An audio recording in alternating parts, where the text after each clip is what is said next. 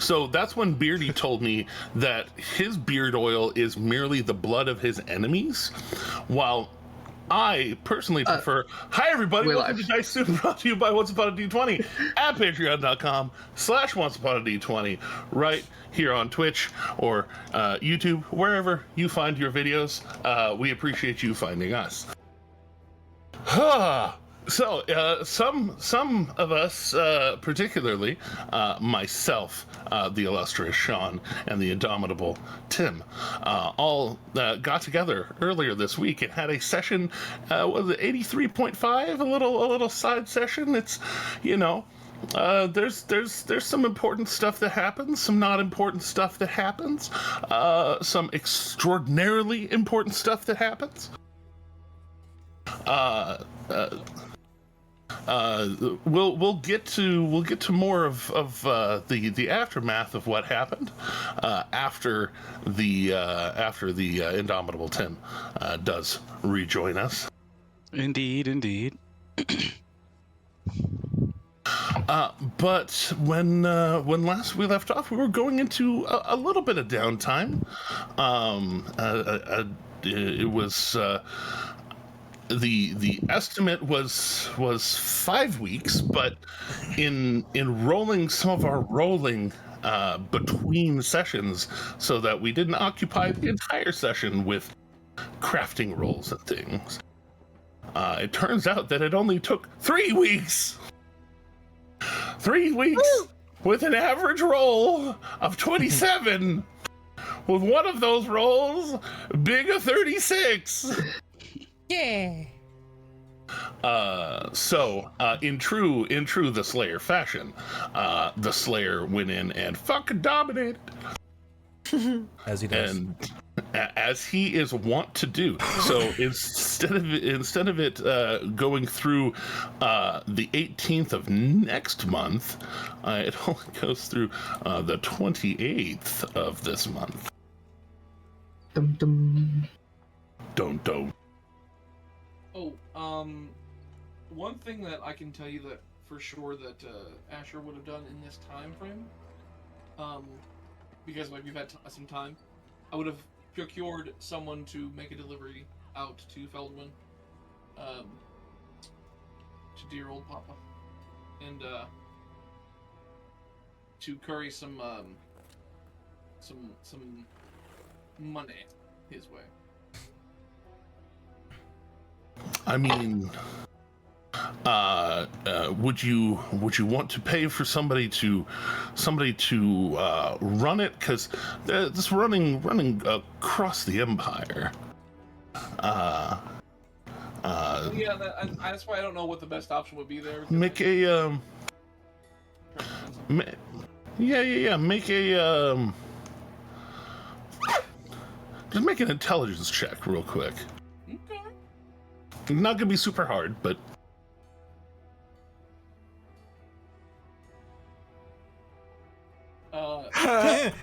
it's gonna be super hard for him. You could burn a sorcery point and re-roll it, 5th level sorcerer that you are, or higher. Yeah, I'm gonna. Jeremy reminds you that. Let me long. Jeremy, your friend, reminds you. Jeremy, your friend.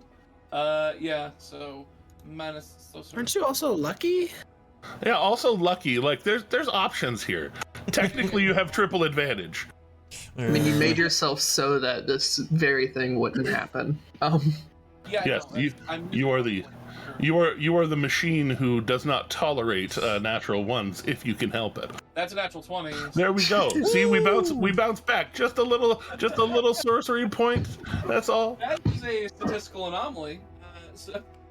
No, it's as statistically likely as any other. Technically. Its likelihood is 1, as it happened. So. Aha! Indeed, the waveform collapsed, and it happened. Are we getting into quantum statistics? So. No. Definitely not. Why would we do that? So, as you have with the natural 20, I'll even say there's not even a question here as to you having the component. You would know that that to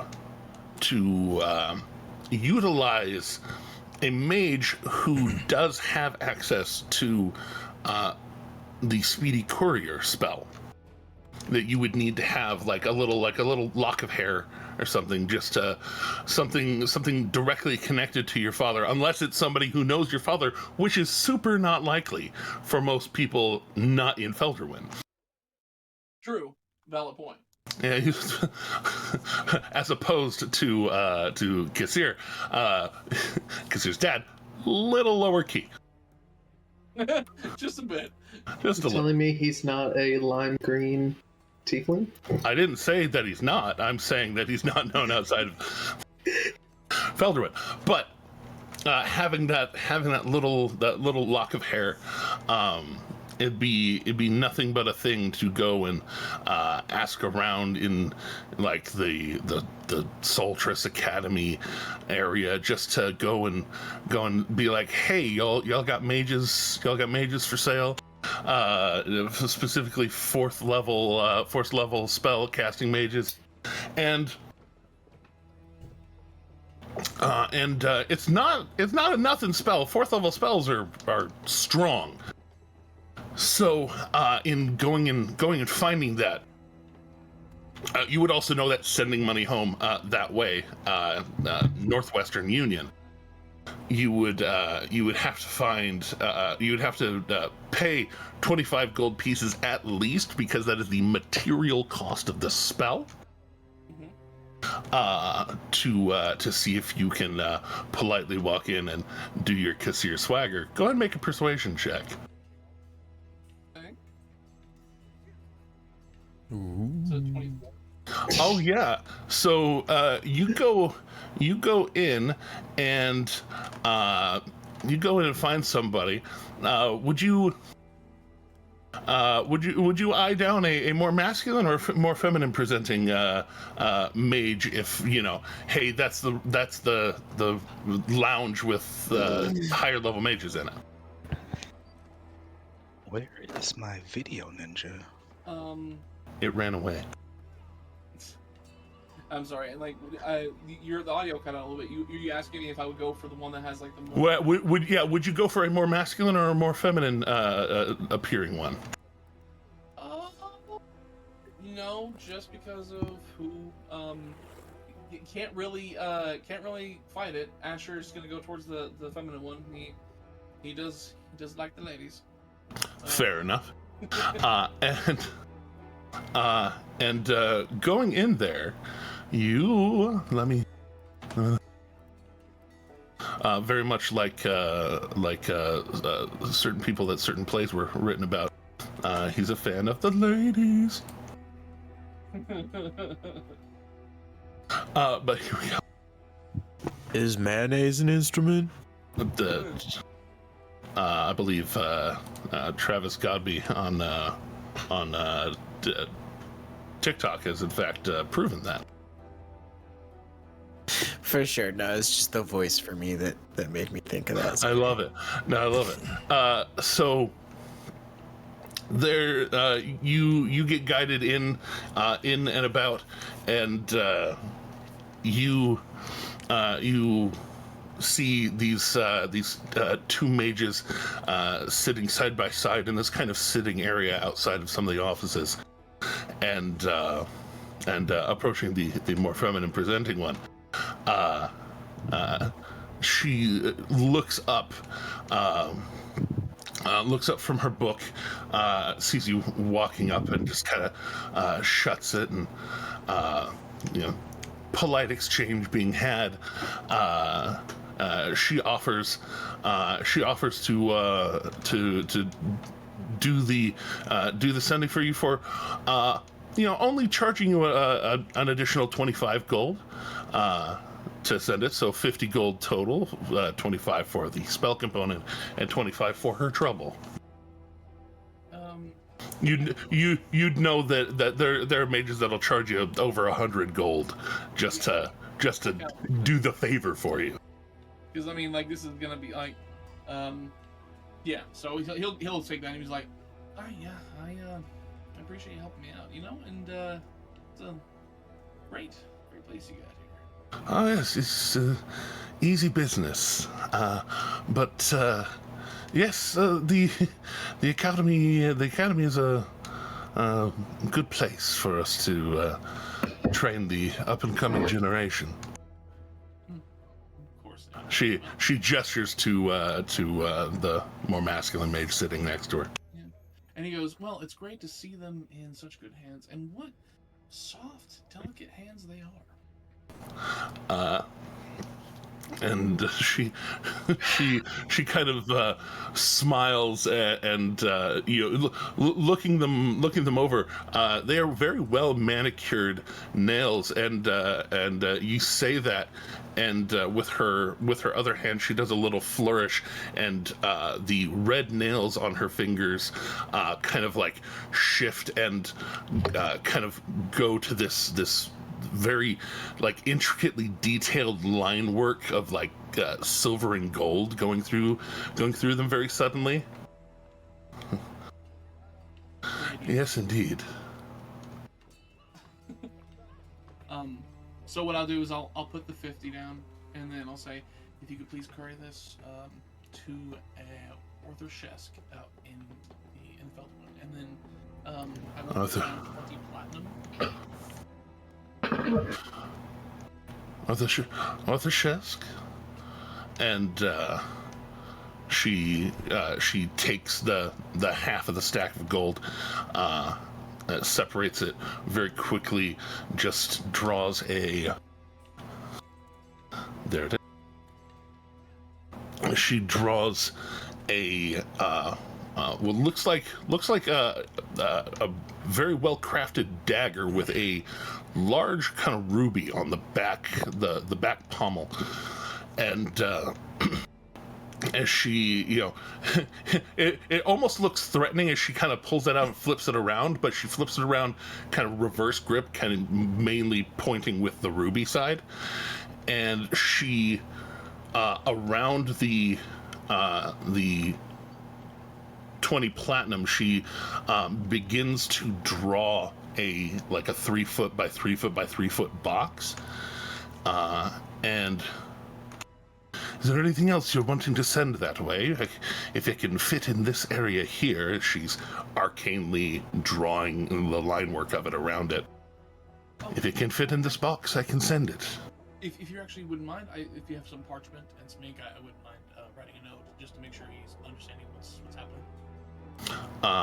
And she will do a quick little whistle, and a mage hand will appear behind her, kind of over by a desk, and it grabs just a little bit of just a sheet of paper, and kind of getting a quill in it, pulling it from the ink, and coming and setting on the table next to you.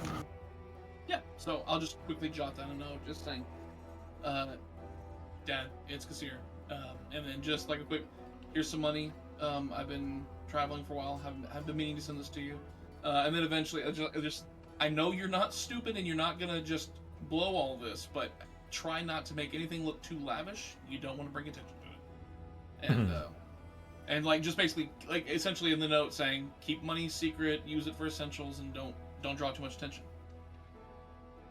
Don't be an idiot. Got it. Yeah. I come back, he's got like 3 horse carriages. Like, yeah! This is not what I said! Like they're all gold lined, and I'm like, are you kidding me right now? And as you write, it looks like she pays a little bit of attention to it. And Kasir, was it?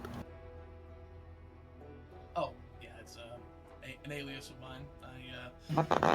It's a kind of a code that me and him understand. Well, Kasir, whatever your name is, You can you can call me Jenna. Pleasure. And can I call you in the morning?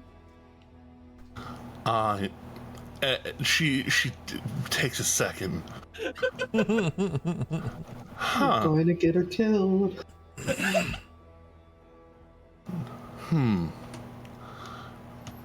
Well, that depends. And she finishes the box, and as she's about to do one last tap on it, she says, "Last chance to put anything else in the box?" I don't think there's anything that I would, besides just obviously the. Yeah, that's pretty much it for me for now. And she takes the little lock of hair that you have and puts it right up against the side of the box, and then just taps it to it. Taps the ruby to it, and the energy pulses through the little lock of hair. Doesn't burn it away, but it suddenly, the sides of the box become kind of this black and gray shadow of cloud, and just wraps around it, and then it just collapses down into nothing, and the note and the money gone. And she says, if you want to stick around a few moments while we make sure that it doesn't come back unanswered. Spend more time in your company? All right, I guess I will. So, you. What is it that you do? And she kind of flips the dagger back around and sheathes it under her robe. Well, I'm also somewhat of a courier myself. More short distance, or the occasional long trip. But I'm usually not in place to place very long. Interesting, very interesting. I, very much on the other hand, am kind of tied to this place. It's work, but I find it to be worthwhile. I wandered in my youth for a time, but these days, a lot more paperwork and meetings and things. And while y'all are talking, the other gentleman shuts his book, gets up, and walks away with a little bit of a wave to her, as if whatever they were doing concluded. And she gestures to the chair next to her. So I will gladly take a seat. And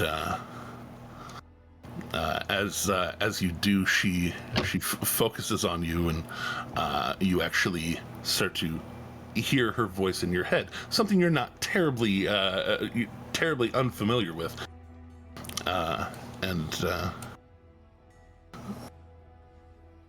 So what brings you through Rexentrum of all places? Passing through, really. Kind of looking for work here and there, just making my way through. Do you have a place that you're going now, or soon? Not that I know what's on the agenda as of right now. I just know that, and I kind of lean over like, I'm kind of a mystery. I go where the wind takes me, and I never know when I'll be able to heed her beckoning call. Oh, well, if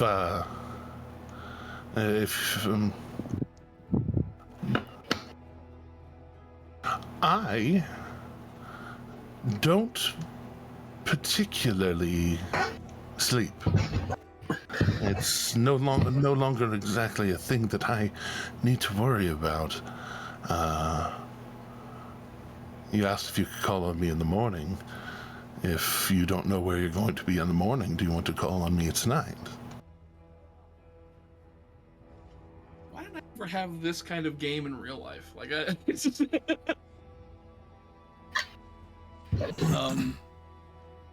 now he go like, see what my plans are for now, but you know what? I'll be in town for a minute. I'm gonna come back and check in on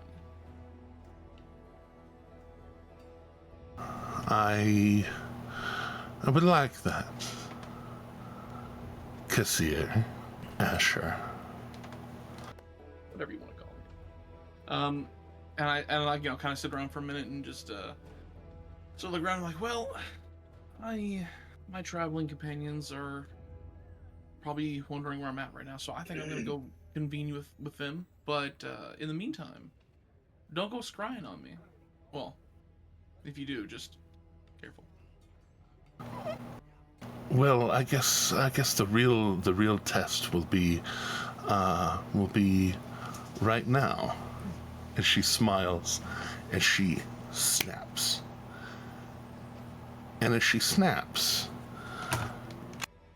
you feel a very quick wave of energy. I would like you to make a wisdom save. What is going on? What are you doing? You. That's a 12. Shit. You wascally wabbit. I'm trying to send some money to my dad, okay? Yeah, no, and that definitely happened. Yeah. That's all you were doing. And as she snaps, you only remember from that conversation that you asked for the sending of the money. Everything else about that interaction is a little fuzzy in your brain, and you find yourself out on the street walking back towards Crystvale Manor. Yeah, walking back towards Crystvale Manor, and you're most of the way there before you come back. I remember drinking. She's a false Hydra killer. Oh man, you had your own Doctor Who turn left episode and don't even know it. Don't blink. You remember she was cute. You remember she, young for a powerful mage, or things like that. But What You don't color know is her her name, hair? but you think it might be the silence. That's exactly what I was saying. Like, I look and there's like some check marks on my arm going like, what did I write? No, I will like think to myself like, normally I would like have completely hit on her, but like I don't know what happened there. By the way, right there, bearded Doctor Who cred confirmed. Absolutely. We haven't really talked about it that much, but I'm a full-on Whovian. And you are decently sure that the sun has progressed in the sky probably an hour.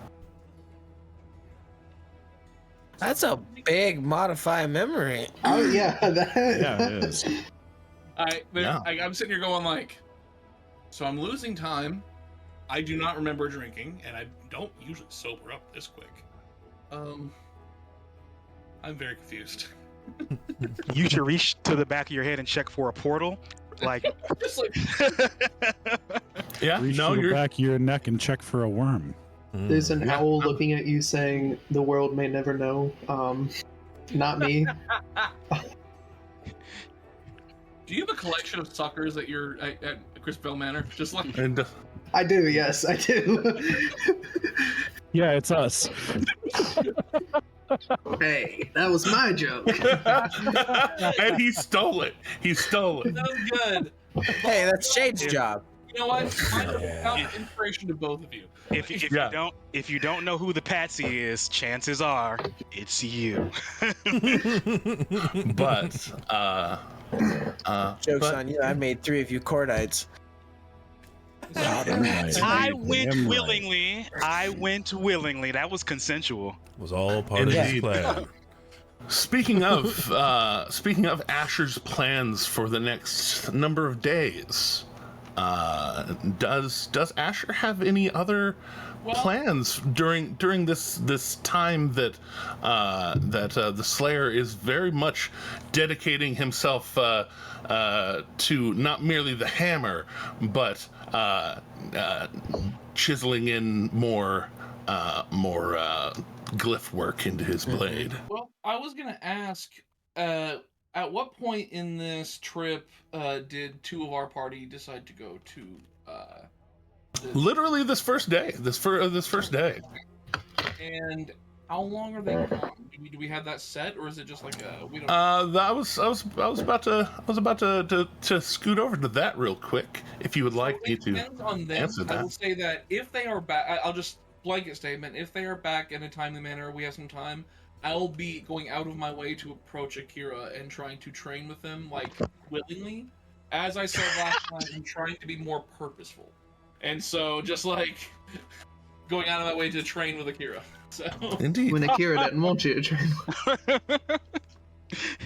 Wait, you actually want to be here now? What's wrong with you? Back you Feywild touched one. Back I say. You can take the bearded out of the Feywild, but you can never take the Feywild out of the beard. Akira knows your woman is watching and is very worried about what will happen the first time they hit you in sparring. They are very worried about that.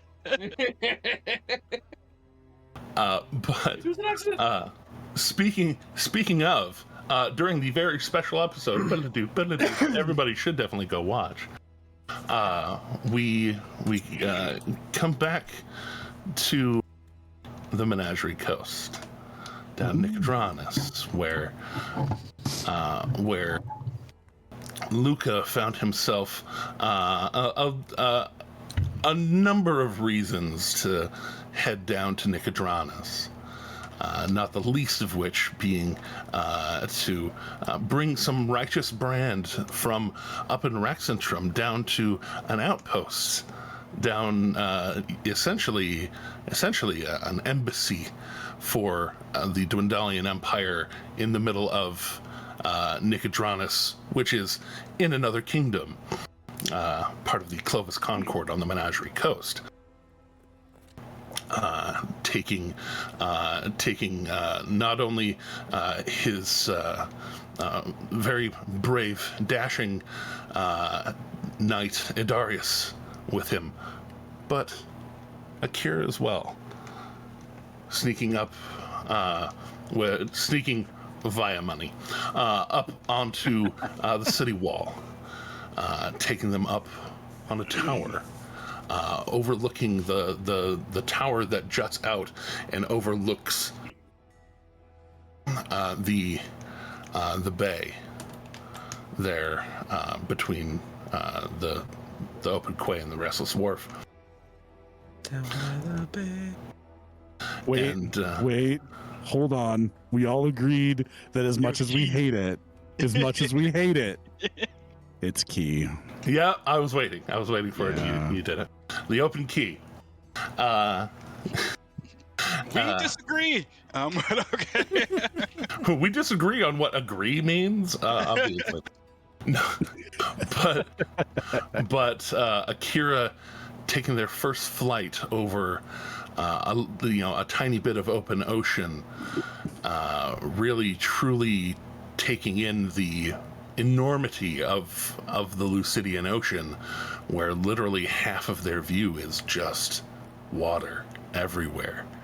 Enjoying the flight, and then ending it, because their wings are only temporary at a time, ending it into a run over the water, and being able to run and surf essentially the waves themselves on foot, able to then get back to this tower, running up the rocks, just dancing up the rocks as they do, and then using that same momentum to keep going and running up the side. More a master of their momentum than they ever were before. Reaching the top, perching on the side of the parapet, somewhat exhausted. And then there, standing there, Luca. Kneeling there, Luca.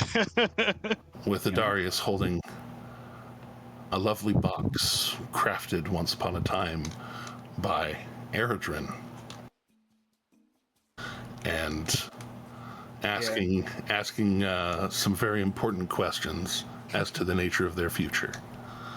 Answers given, love shared. They find themselves heading back towards the House d'Abattoir.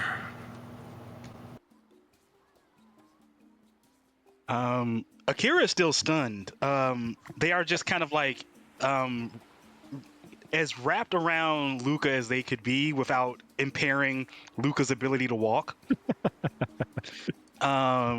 Just kind of like, and then finally really noticing that it was Eredrin's handiwork on the ring and the box, but then really like that, like romantic brain shutting down, logic brain starting to take hold again. They will pull away and look at you like, how long ago did he give you this?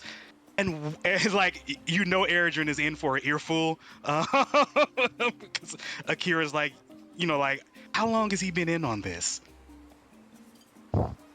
For some time. And they just kiss you on the cheek, and but they definitely gonna have some gift words for Eredrin. Not bad gift words, but just kind of like playful, like, you've known all this time, blah blah blah. But we'll get to that when they call Eredrin. That's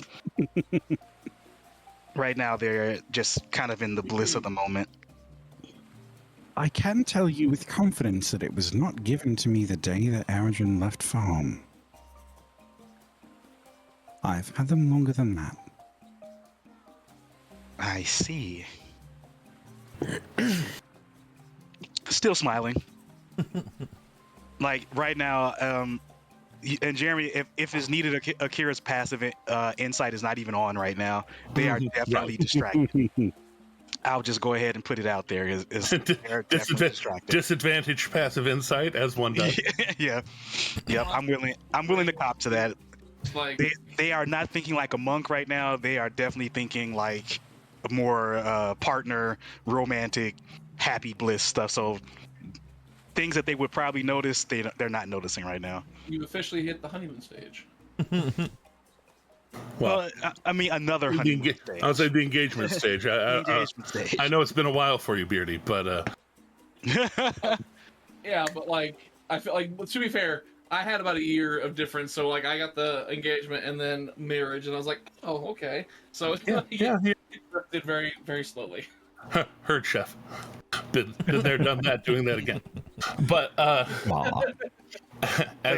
just wanted to put that out there in case there was something that Akira would normally notice that will definitely, like, they are not monking right now. They are definitely romancing. They are not monking. That's cute. And Darius following about 3 steps behind the two of you. Make sure to give enough room, but still close enough to act if needed. He follows the both of you to the house, up to the gate, and there the guards that are not all, these ones are not plated up in the way that Darius is, or in his case, I think chainmailed up. They are a little more subdued than that. Just kind of studded leathers under nice coats. And Bricked up, the medieval equivalent of bricked up. kind of. Sure.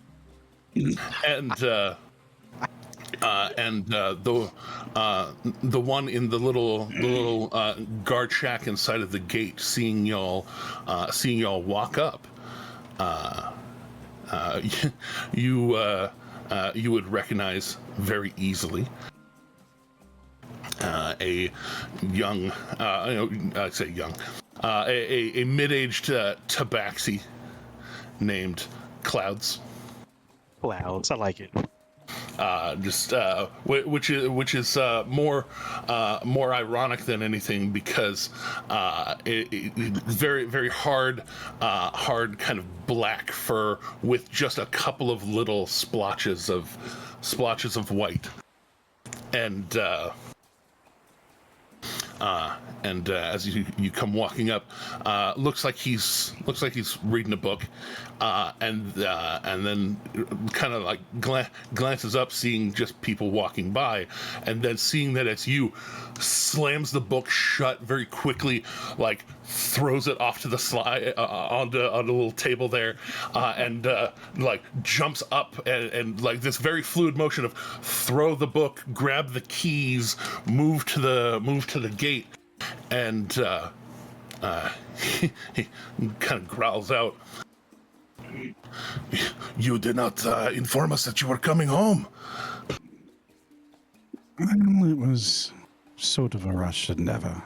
And it opens up, and it is good to see you, Master Luca. And who is this?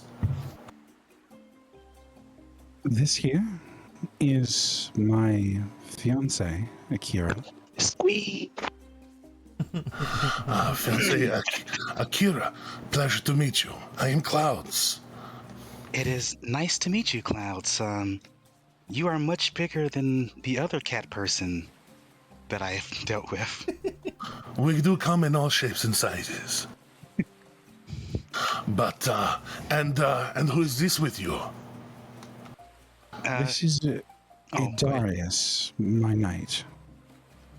Darius, pleasure to meet you, sir. And he bows again with your insight. Clouds is meeting Darius for the first time. Well, like I said, Luca understands the magical method by which Adarius came to be with us. So, And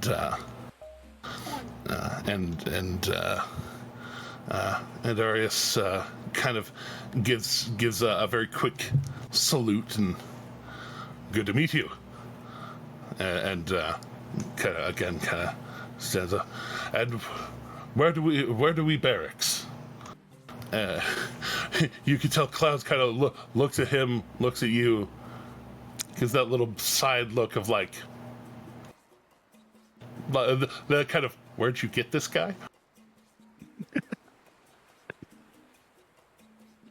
He's a little harder core than some of us. as a personal guard, I believe you'll be staying in the manor. Well then, I will follow you to my quarters.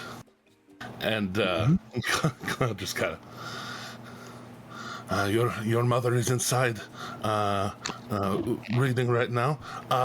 The dwarf that you sent. Simran? Yes, both. Good kid, that one. He, let's just say that he proved his worth and his trustworthiness to me multiple times over, and I'm repaying that debt.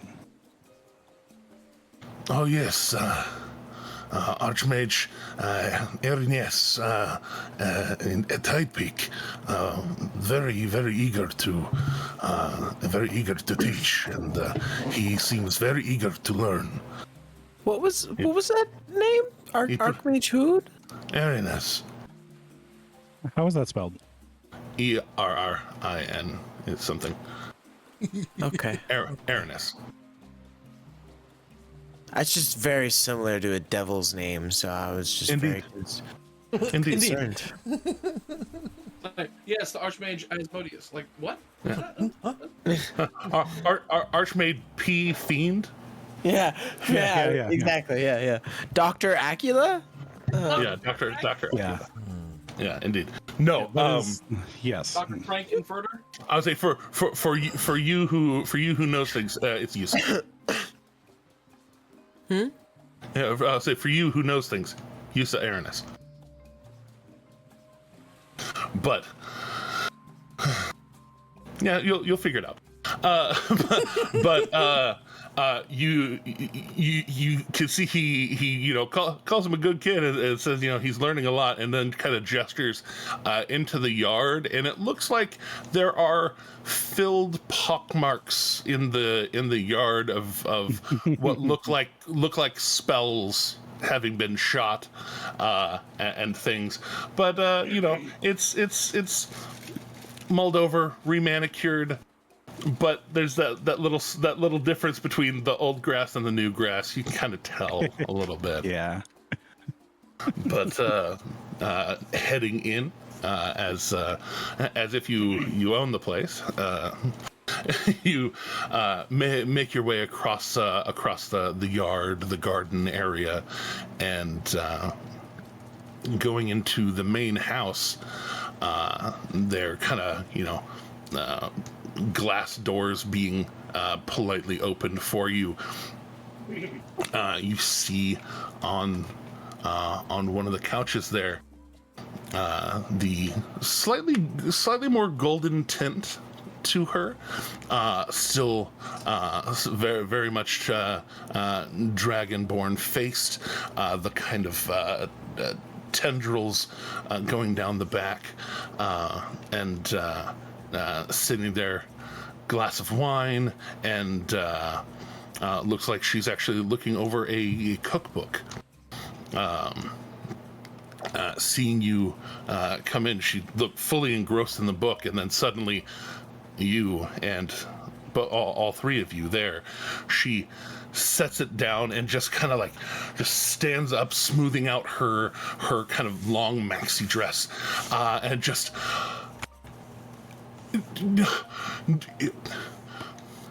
you promised you'd tell me when you were coming home, and she just walks over and gives you just a very warm hug. And Luca would hug her back and smile. I'm sorry. I would have kept your siblings out of school today. It's all right. It's important that they go. And Yes, besides, it can be a nice surprise for them when they get home.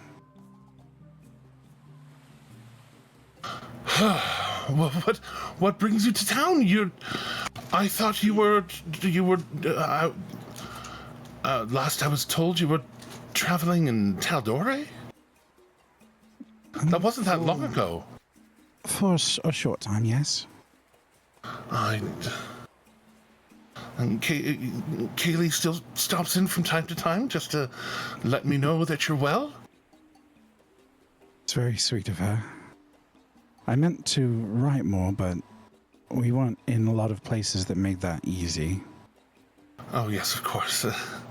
That is the way, I suppose. When you're out and about. She did tell me though that you can send messages from a distance now, so there's no excuses. Well, And she says that trying to be stern, but obviously smiling.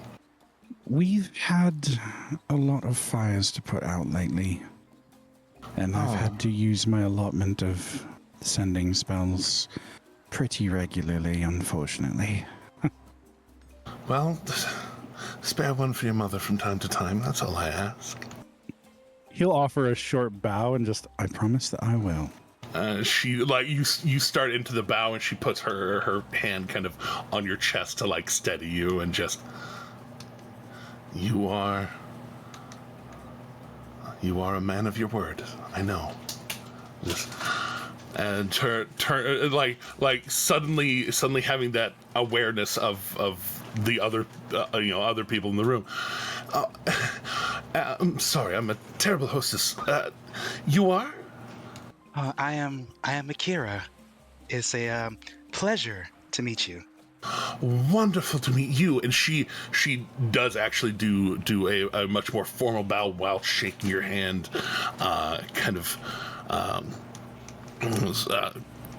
almost like frilling out her dress a bit with her elbows. Looks like it's kind of connected right there, and I made more for fashion than for combat. I returned with a full respectful bow, straight from the dojo. Oh, you seem disciplined.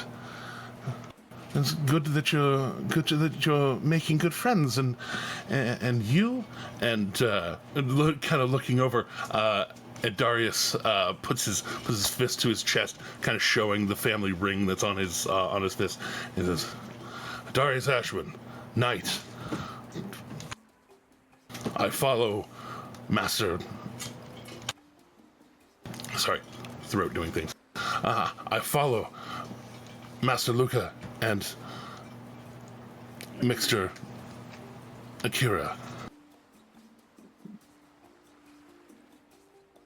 And she looks and sees the ring on the gauntlet on his hand, and then kind of she looks towards you. And I thought we were keeping things a little more low key. Well, there have been some developments, I suppose. Hail hydration, by the way. Hail hydration. Hail hydration. Thank you, Beardy. Got it. So, to give a more proper introduction, he kind of offers a sly smile to his mom. Mother, this is Akira, my fiance. As soon as you say fiance, she gasps, and this giggle fit just starts to come out of her, and oh my gods, and just hugs both of you, like one in each arm, and like smashing you together, shoulder to shoulder, just oh my gods, yes, oh. What? And she like kind of like back and forth, then kisses Akira's cheek first, and then yours. Both of you just. I always knew you'd find happiness not just cooped up here. Your father did want me to try and marry you off to one of the menagerie, but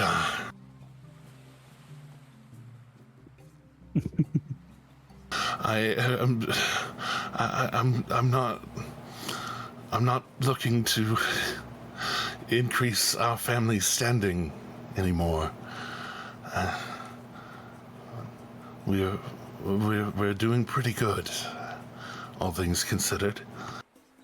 And you marrying anyone not. And she looks towards you, and she kind of pulls back and says, "Are you nobility of some sort?" No. Oh, thank God! And she just hugs you. Akira will hug back. Marrying not for nobility, but for actual love, like your father and I. And I'm grateful.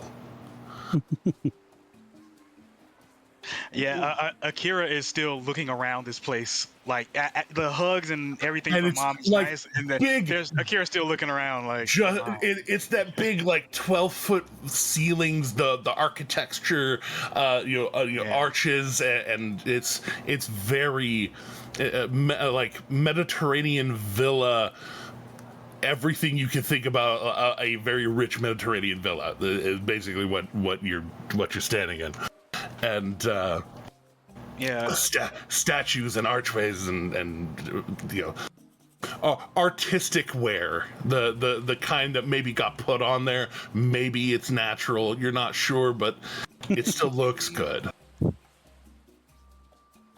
They are looking around, and they say, I this will take some adjustment. And kind of pulling back and kind of smoothing herself out a little bit, putting her hands back together. Just, okay, so how long do we have you in town for? When is the wedding? Where are we going? What? Well, we're in town this time for 2 days. Okay.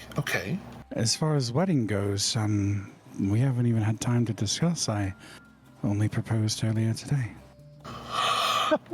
And you came and told me, oh my god, just losing all, she's trying to stay composed and trying to keep some manner of keeping it together, just hugging both of you again. Just, you're the first person I told.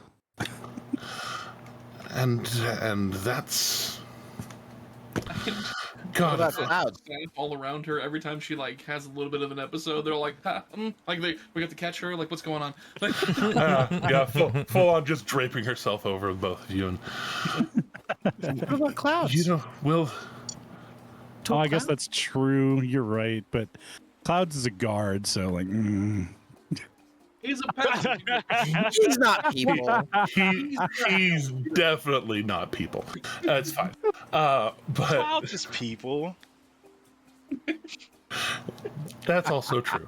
But she just kind of taking you around, kind of getting you towards the kitchen. If you just got into town, just it must be Phantom. Let's have some food. Let's sit. Let's talk. Let's tell me all about how you met, all about your adventures, just everything. And she goes in to go and she puts on an apron, draws a serrated knife, starts cutting into loaves of bread, cutting cheeses and meat. She like literally just like standing there, asking all these questions. She's just very quick with the knife, very precise. Makes a whole meat and cheese board, slices up a couple of apples in the middle of it, and just full on sitting and taking in the stories, heading back towards Rexentrum. Here in the early days of the downtime. The downtime. Nyack.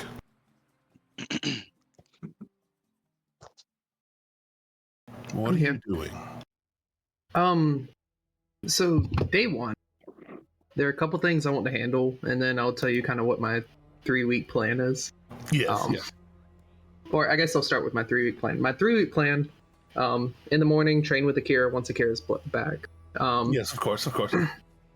And then I figured the both of you, as much as y'all have that determination to train with Akira, if Akira's not there, I'm assuming you're not. oh no, I'm sleeping in those first 2 days. I'm taking that. I guess Taking that. trains by himself.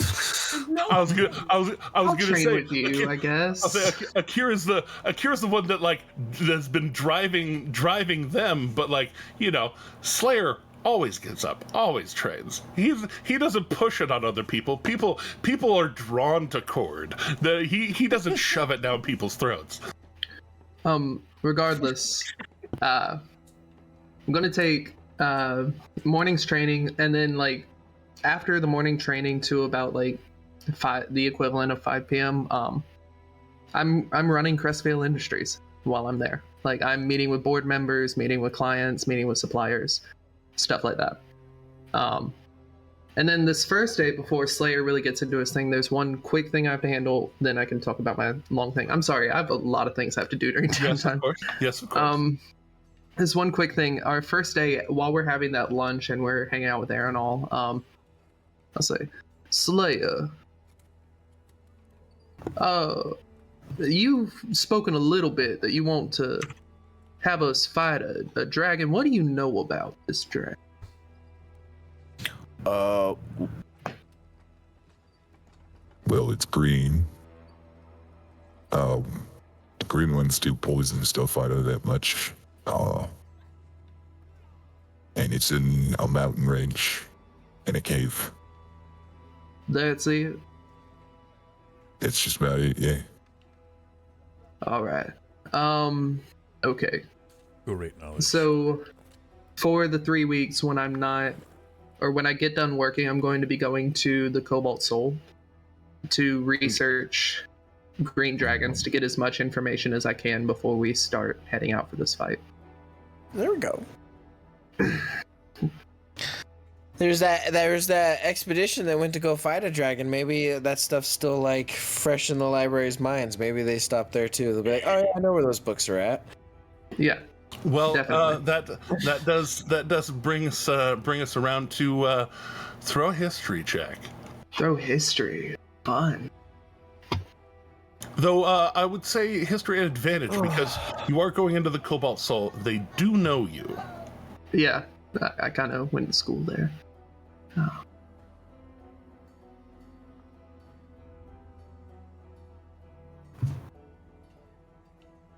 How about a 22? I'll take a 22. Feeling 22? So. It matches my age. Indeed. So. As you go diving through the archive and assembling books on dragons and pouring through and getting little bits of knowledge, there's the easy stuff about green dragons is that they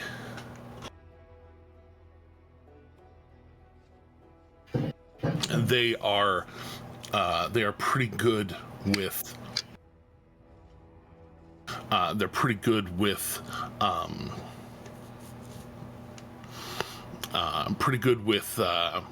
air and water. They are known to be more swamp dwellers than mountain dwellers, and the poison stuff and all of that. And you start going through that, and it's not adding up entirely. And so you start asking some very particular questions, and the archivist that is going with you and helping you find things and then helping you look up stuff has a moment, and there was that group that came by about a month and a half ago. They were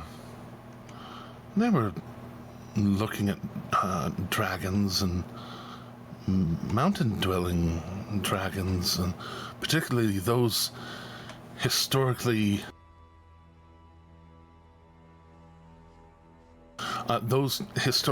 known to occupy the Silver Quill Ridge. Well, you caught me. I'm also looking into that. Oh, are you? We haven't heard back from them, but that might be more for your benefit, I suppose. I hope. Or your detriment. I'm not going to pretend to know exactly what you do, but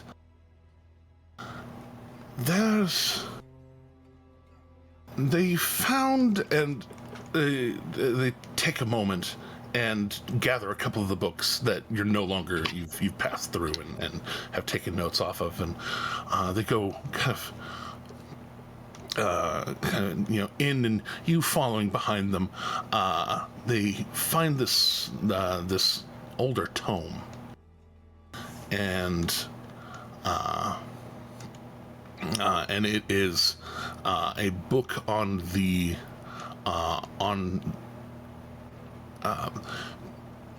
peaceful interactions with dragons, particularly like someone who may have had a death wish once upon a time, but they had this theory of approaching dragons with offerings and talking and learning about them,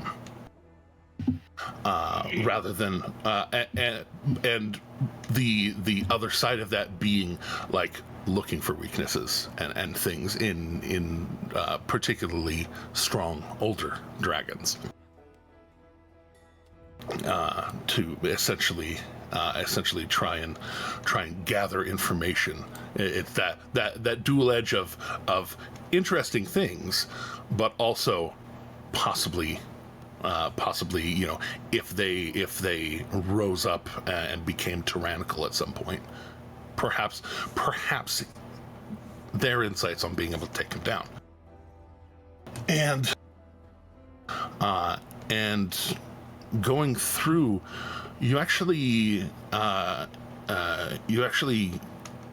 see that in this book it talks about some of the older dragons that have been around for several hundred years. Ones that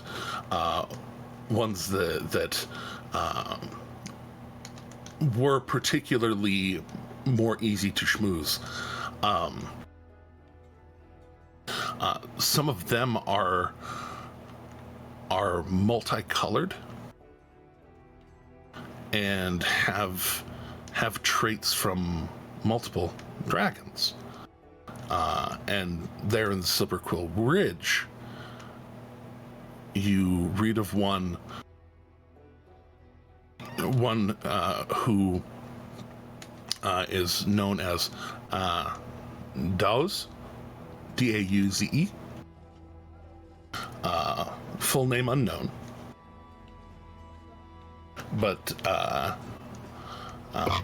this particular one had traits of the nature mastery of green dragons and the poison mastery of green dragons, but also gem, particularly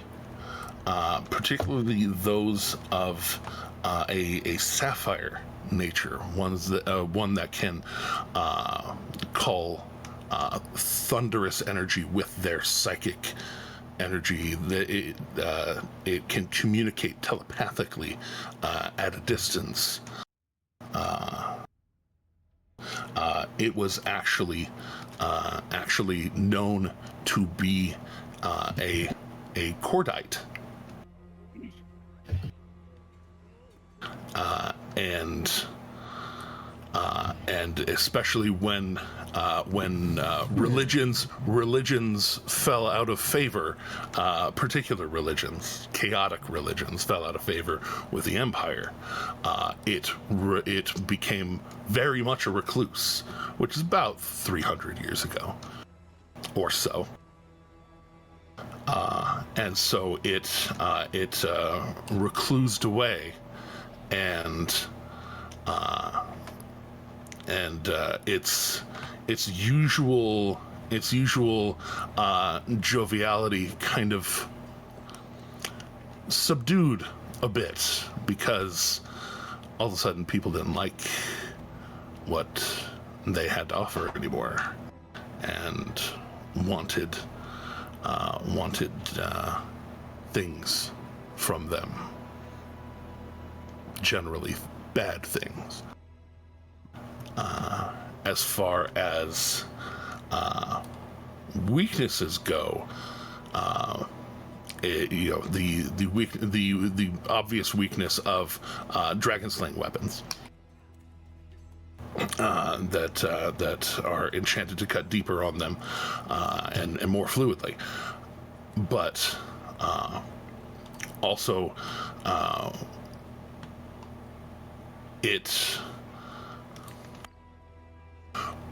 whereas it can command thunder, it is less than enthused when hit with it. Well, it can dish it out, but it can't take it. Interesting. It is particularly strong against things of a psychic nature and things of a poison nature.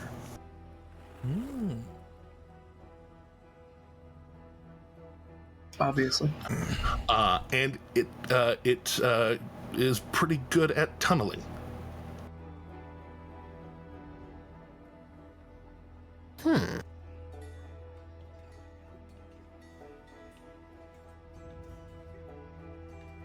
Right. I would take down as many notes as I could from that because I'm willing to make a bet Dawes is the dragon we're going after. Seems that way.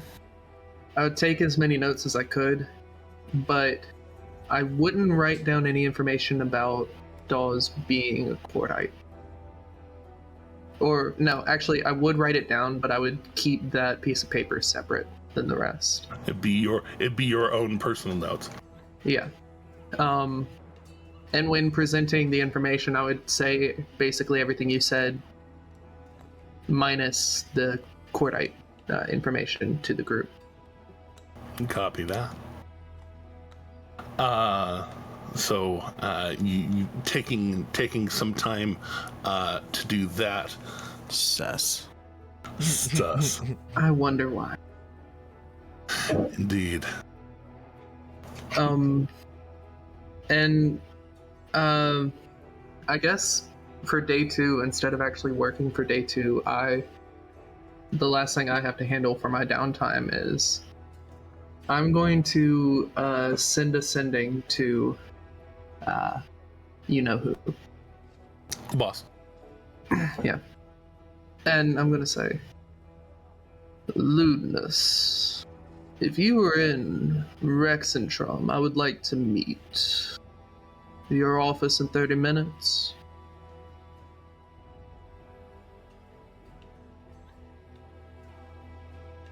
Why does it sound so scandalous? Like salaciously scandalous. That's Nyack. Yes. Everything I say is dripping with ulteriors.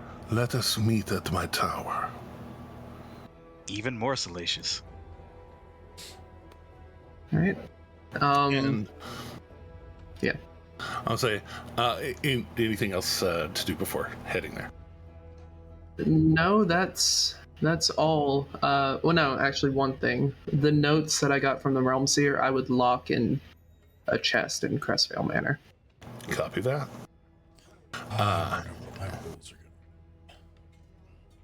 Yeah, I was gonna say, Shade, set up what else you want to be doing with your downtime. Get ready, because I am going to cut over to you shortly. But as you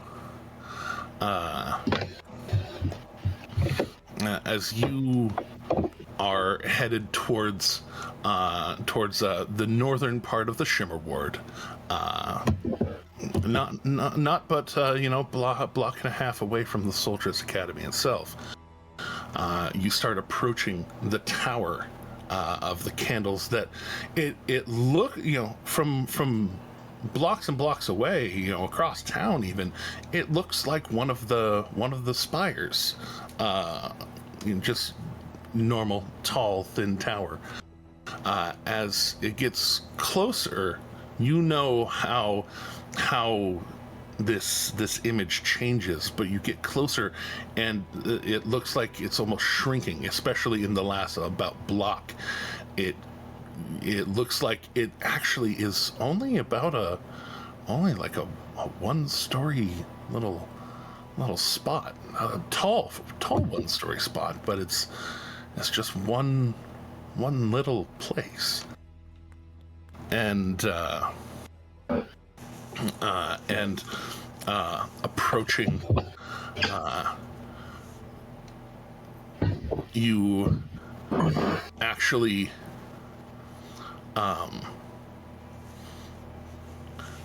make a. This isn't what you think. Make a dexterity saving throw. Cool. Here we go. 16. All right. So, as you hear a sudden beat of footsteps from behind the door, you think to step back, and the door, which does open outward, flies open, and this group of people, one of them looks like Ludinus, go barging out the door. One of them looks like Ludinus. One of them is extremely tall, 7, maybe 8 feet tall, kind of blue fur, red beard. Another one is about 7 foot tall, Hulk, like Undertaker of a man, but much younger face, kind of chiseled, gaunt face. Another one, this beautiful blonde elven woman. And they go rushing out the door very quickly with this almost like "excuse me" on their as they just "excuse me," and they start running away. What do you do? So you saying I saw Ludinus, or I saw someone that looks like Ludinus? Oh, I mean, it looks like Ludinus running out with 3 other people. What's your passive investigation? 22. Yeah. This Ludinus does not have his walking stick. Okay. And so either it's his simulacrum, which is definitely not a non-zero chance. Yeah. Or definitely a non-zero chance of it being a simulacrum. Or it's not Ludinus at all. Okay.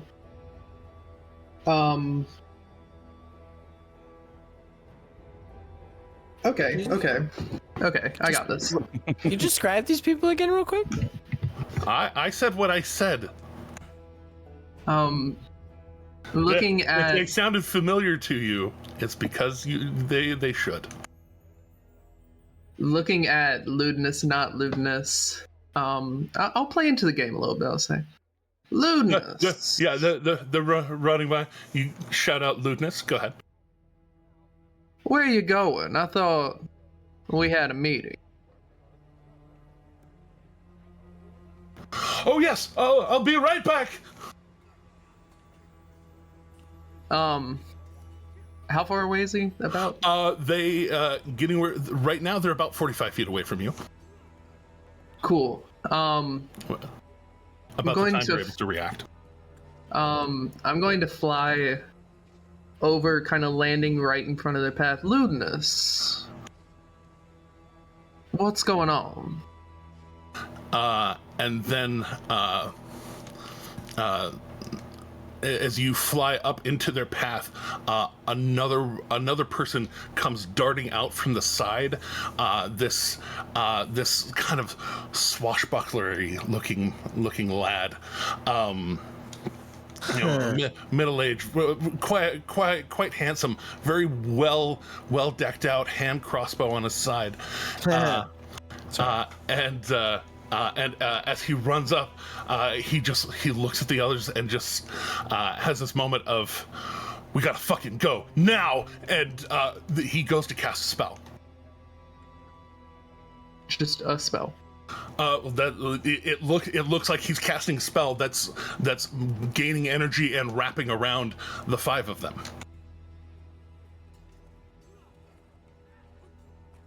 You know what? Yeah, for the memes, counterspell. All right, you go to counterspell, and I'll do it at 4th level. You go to counterspell, and the blonde one suddenly sees you doing that, and you hear a very beautiful melodic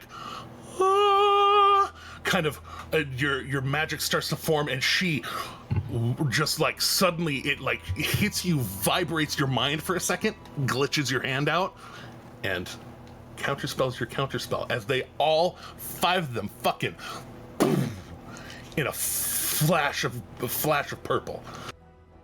Cool. And right there, you from the direction that he was shouting, "We gotta fucking go now!" You actually see flying over the rooftops. They're along the in between all the towers, flying up there is Lewdness. Pretty certain that man's got his trademark walking stick magic staff, that he's just flying through the air, just this like Neo almost of robe and angle, and like he is determinedly flying towards the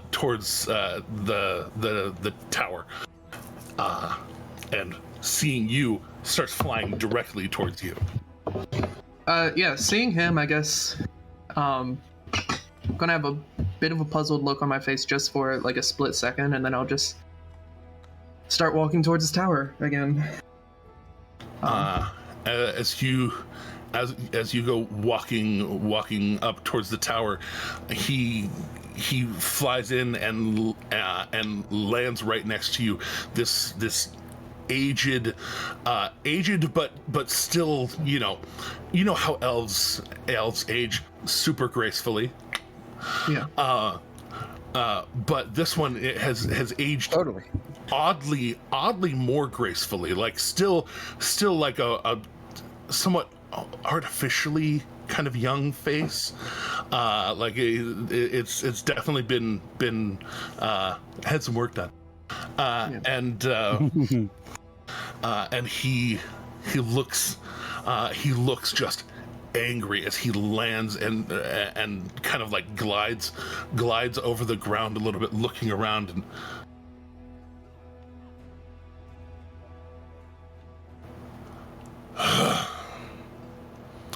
I'm sorry. My meeting before this was a little bit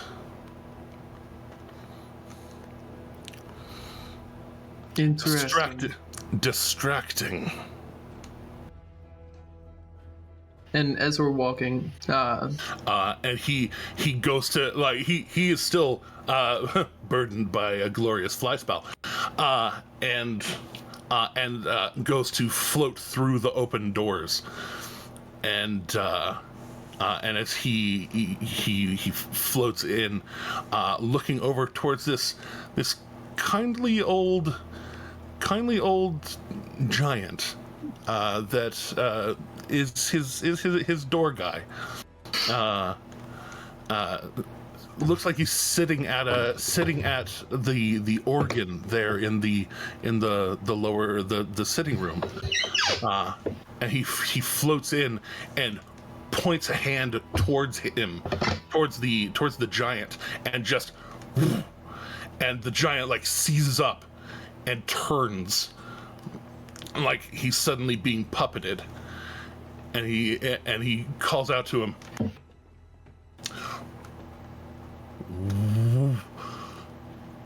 "Where was I just a moment ago?"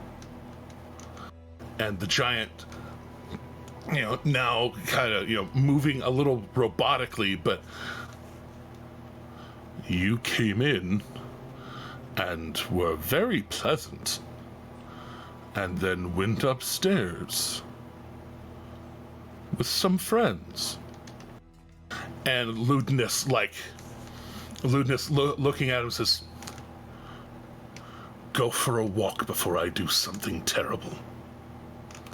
And the giant kind of and just starts walking out the front door.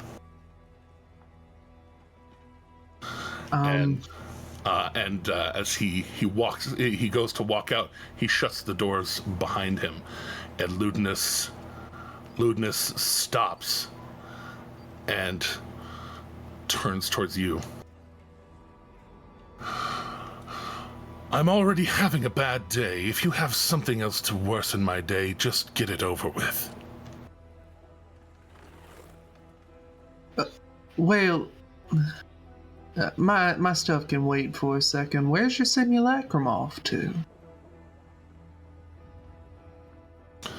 That was not my simulacrum. My simulacrum got killed by some terrible ruffians. I was out on a dig out in Schattengrad, and I found myself beset by assassins. Luckily, they killed my simulacrum. Unfortunately, they made off with this. And he kind of waves his walking stick. I recently tracked them, and I found that they were here in Rexentrum. And so I started to try and find them. And they figured out where I live. Hence, why they were just here, I'm assuming. I was finally able to get focus on exactly where the stick was, and I was able to call it back to me. Thank magic. But by then, where it was, they found their way into my vault. And he goes to point towards you.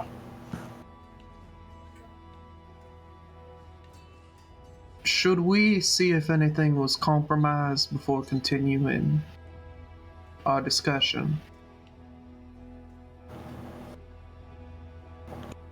He, in pointing towards you, a spell begins to flare in his hand. Do you try to counter it?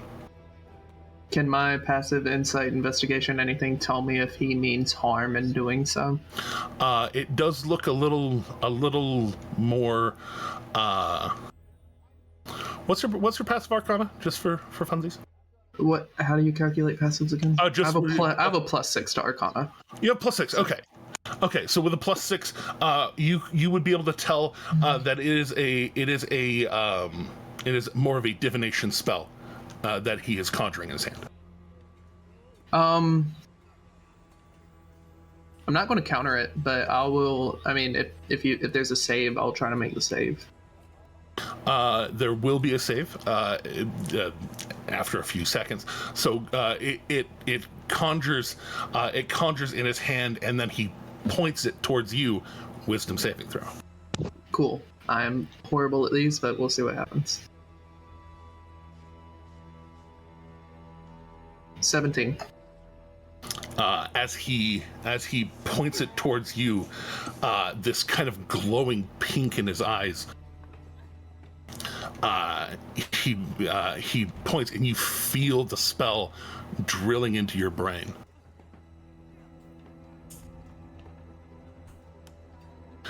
In these last days, have you associated with anyone known as the Wild Ones? And flipping into your mind very quickly, obviously for you, that phrase "Wild Ones" has no sway in your mind at all. Yeah.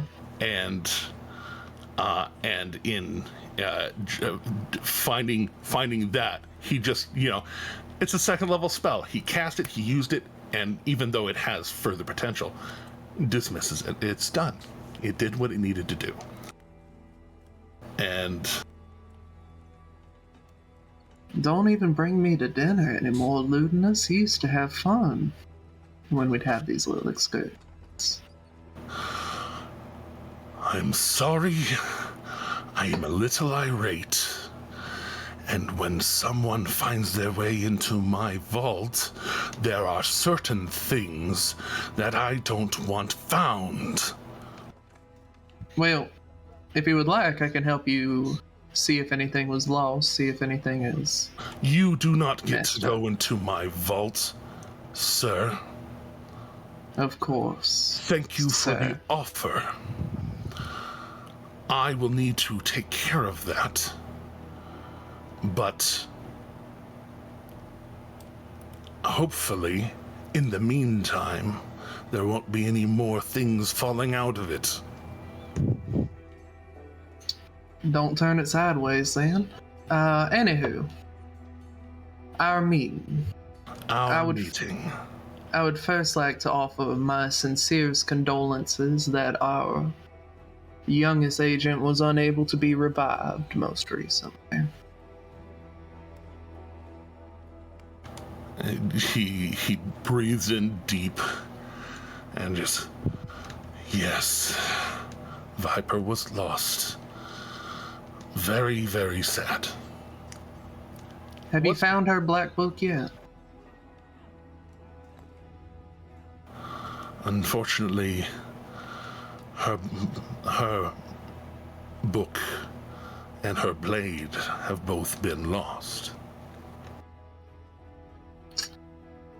I'd hate to see the secrets that book holds, and I'd recommend putting someone on it. Regardless, again, I offer my Indeed. condolences. As I understand it, you did act on the information about the Green Dragon, and it did not come to fruition as you had hoped. Well, I didn't hear back from the expedition, so I assumed it lost. Of course. Well, I guess all this is kind of beating around the bush. I'd like to speak about your failure to follow protocol most recently. And he, like, in mid kind of huffy kind of, you know, he's kind of pacing back and forth just with you know, the energy of someone who is extraordinarily upset. And you say that, and he stops, turns on his heel towards you, and says, "My what?" Well, you should know when you took over this agency, you rewrote several of the protocols, including the all hands on deck protocol, in which there were 3 tiers. The first was if you had no agents in the field. When you had no agents in the field, you could call in all hands. They all went to the Solstice Academy, and we arrived on our objective. If you called an all hands on deck that was not an emergency all hands on deck when there were agents in the field, you waited for all agents to arrive, and they would arrive at their quickest convenience. Then you would begin your objective. Finally was the emergency all hands on deck. In that sort of situation, you would call it, and anyone who could get there in the time constraint that you set would be able to join the all hands on deck. You should know and you should expect in that situation, not everyone can make it to the all hands.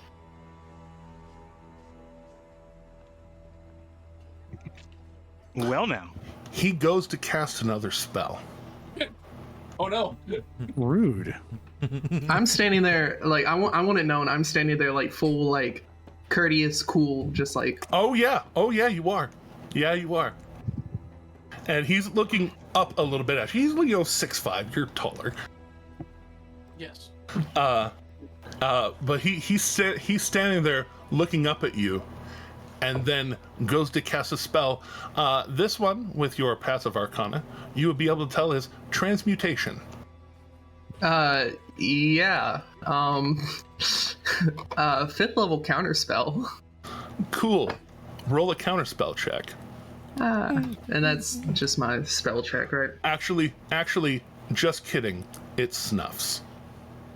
Oh, it snuffs it? Cool. It snuffs, and he doesn't make a wave or a move towards it. It just snuffs.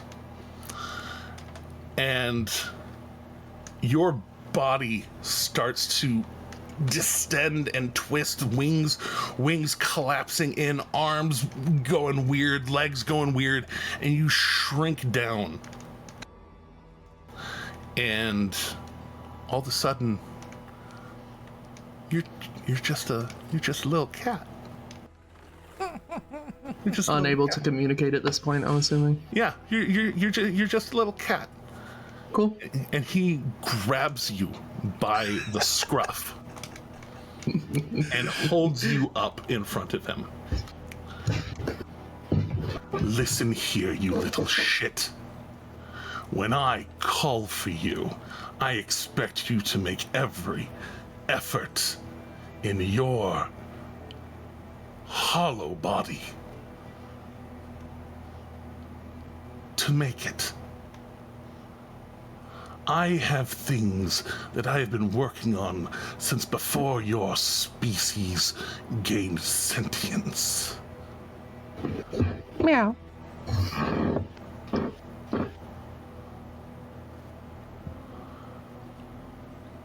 I'm just gonna meow at him once. I have things to think about right now. One of those things being whether or not you get to stay a fucking cat. Damn. In a way that looks almost painful, I will tilt my head as much as I could, as if I were still an owlin. You try, it starts to tilt a little bit. Leave. Now. Talk later. More respectfully. And he goes to the front door and just opens it and just throws you out. Oh damn! You got Flintstoned. You now you know how Shade feels. I don't get thrown around. And landing out there, he just slams the very large door behind you. And a few minutes as a cat go by. I'm climbing a tree, the nearest tree. You go and climb the nearest tree, kind of looking around, feeling things, You can't help but stay up a tree. smelling That's things. A few more minutes go by, probably the better part of about 15 minutes, and then suddenly you wub back into yourself again. I'll cast Sending and I'll say, well, that was productive. When should we meet again? I'll be in town for 3 weeks or so. I'll call you, and you will answer. You see, I felt we still had more to talk about, but we can handle it. Next time. I'm casting yet another one. I'm casting another spending. Yeah. I cast spending. Yeah, no, the second one will be, I had more I wish to discuss with you, but apparently now is not a good time. I like to cast pester. Instant pestering. See you soon. And then immediately after he that, does not respond from that one. Cool. I'm going to walk out of kind of like earshot of that tower, and I'm going to cast Descending to Lady Astrid. Okay.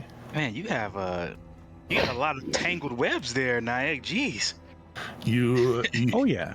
You start walking away, and what do you send? Hold on, I gotta get one name real quick. Madam Starlight. I was hoping we could meet, old friends and all. Give me a time and place.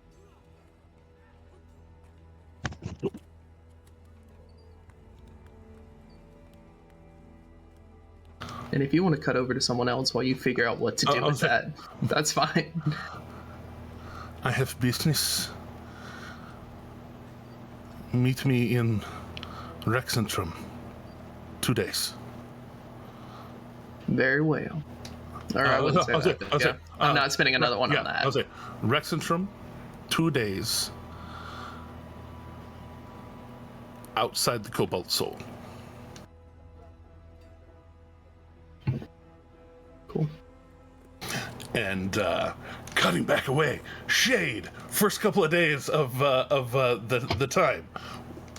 Well, based on the information I had acquired, what was it at this point? The day before? Yeah, the day before.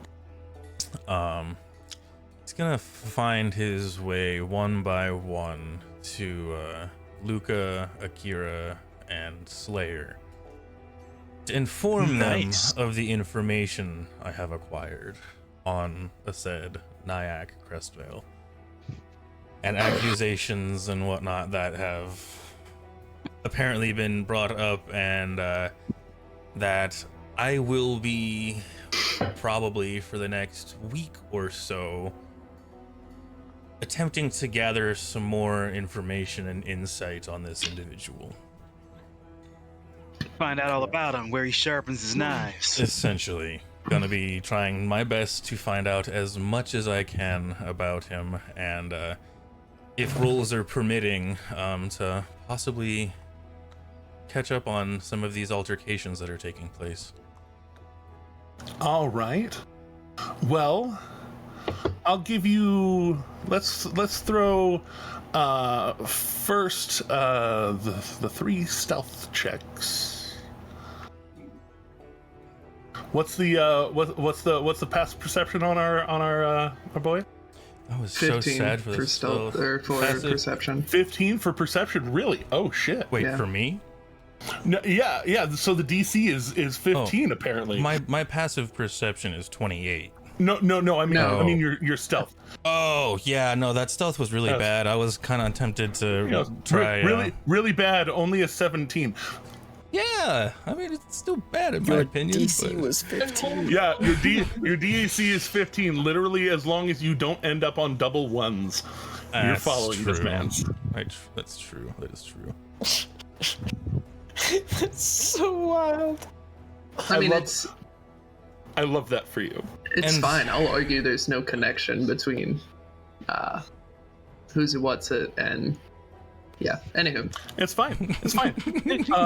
Nyack standing there, bloody knife in hand. No, I did not stab anyone at all. What are you talking about? This is raspberry jam. And also, just for your knowledge, I have a passive investigation of 26. Yeah, no, I knew that. Okay. Show off. I can smell what kind of cheese you ate 3 weeks ago. It's not 3 weeks ago. It's last week. But get it right. He's not God. At least not the God. He might be a God. Mm-hmm. No, but at least I don't think. But that you know of. I'll say anybody get that? Anybody get that one? No, I got it. That's a very clear reference. I think I'm a God, not the God. I don't think. But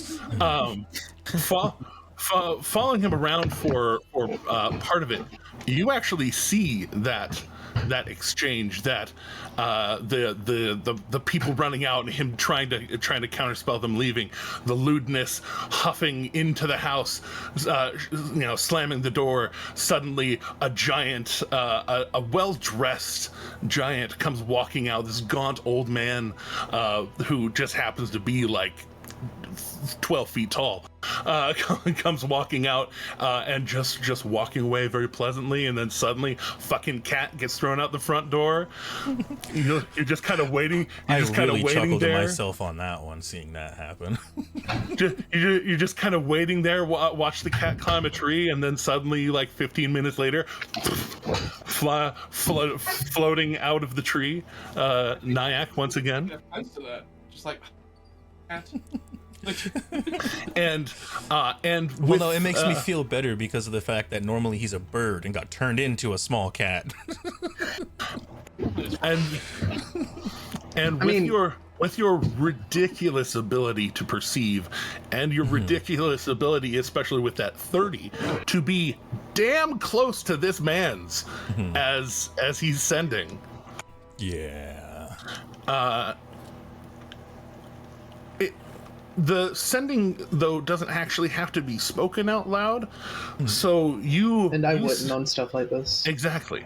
So you kind of you see the... I mean, just, what's your insight? Let's see here. Insight. I got the passive of 15. Yeah. So, I mean, you can tell at least that there's at least an annoyance in his eyes as he casts the sending, and then just kind of goes trot flying off. As you go and go work on doing some more investigations and things on Nyack and or the Crestvales and or Crestvale Industries. Throw me some Histories 3. History. Oh man, I am not great at history, but let's see what we've got. Oh, I guess you've got investigation, don't you? Yeah. Throw investigation. Oh, I'd much rather do that. Oh God. What is it, like a minimum 18 or something? I mean, he is our Batman. Let's not forget. Minimum 12, yeah. Yeah.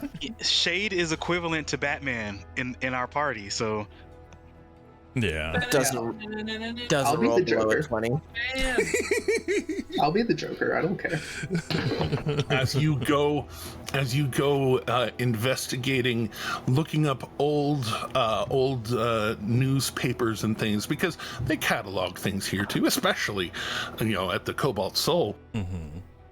But even the Dwendalian Empire, very proud of their history, and so going into the archives.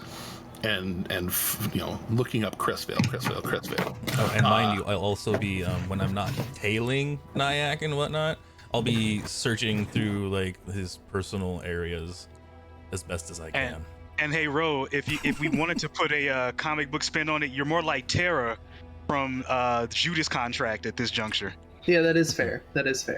You're more like Terra from the Judas Contract. So, I mean, the fun part about Crestvale Manor is that it is actually, while it's not super polished these days, it is well kept, and it is not particularly a repository of too much shady shit. But giving you the deference of I know what you can roll. But investigating deeply into the Crestvales over the next couple of days, you do find that first, the business of the Crestvales is in magical components and things. The ownership itself is, these days, it really is almost in name only that it is Crestvale Industries. The name is so well established that the company hasn't changed it. But they have been they supply particularly the Soltris Academy, but also other magical colleges around with components, component pouches, rare herbs and things to research or make potions or what have you. They do, honestly, to Teddy, they do a lot of what Valineth used to do. Just go out and fucking get components, and sell them. Gotcha. So they pay people to go find shit and sell it, resell it. And sell it to potion makers, sell it to colleges, what have you. So it's a burgeoning business,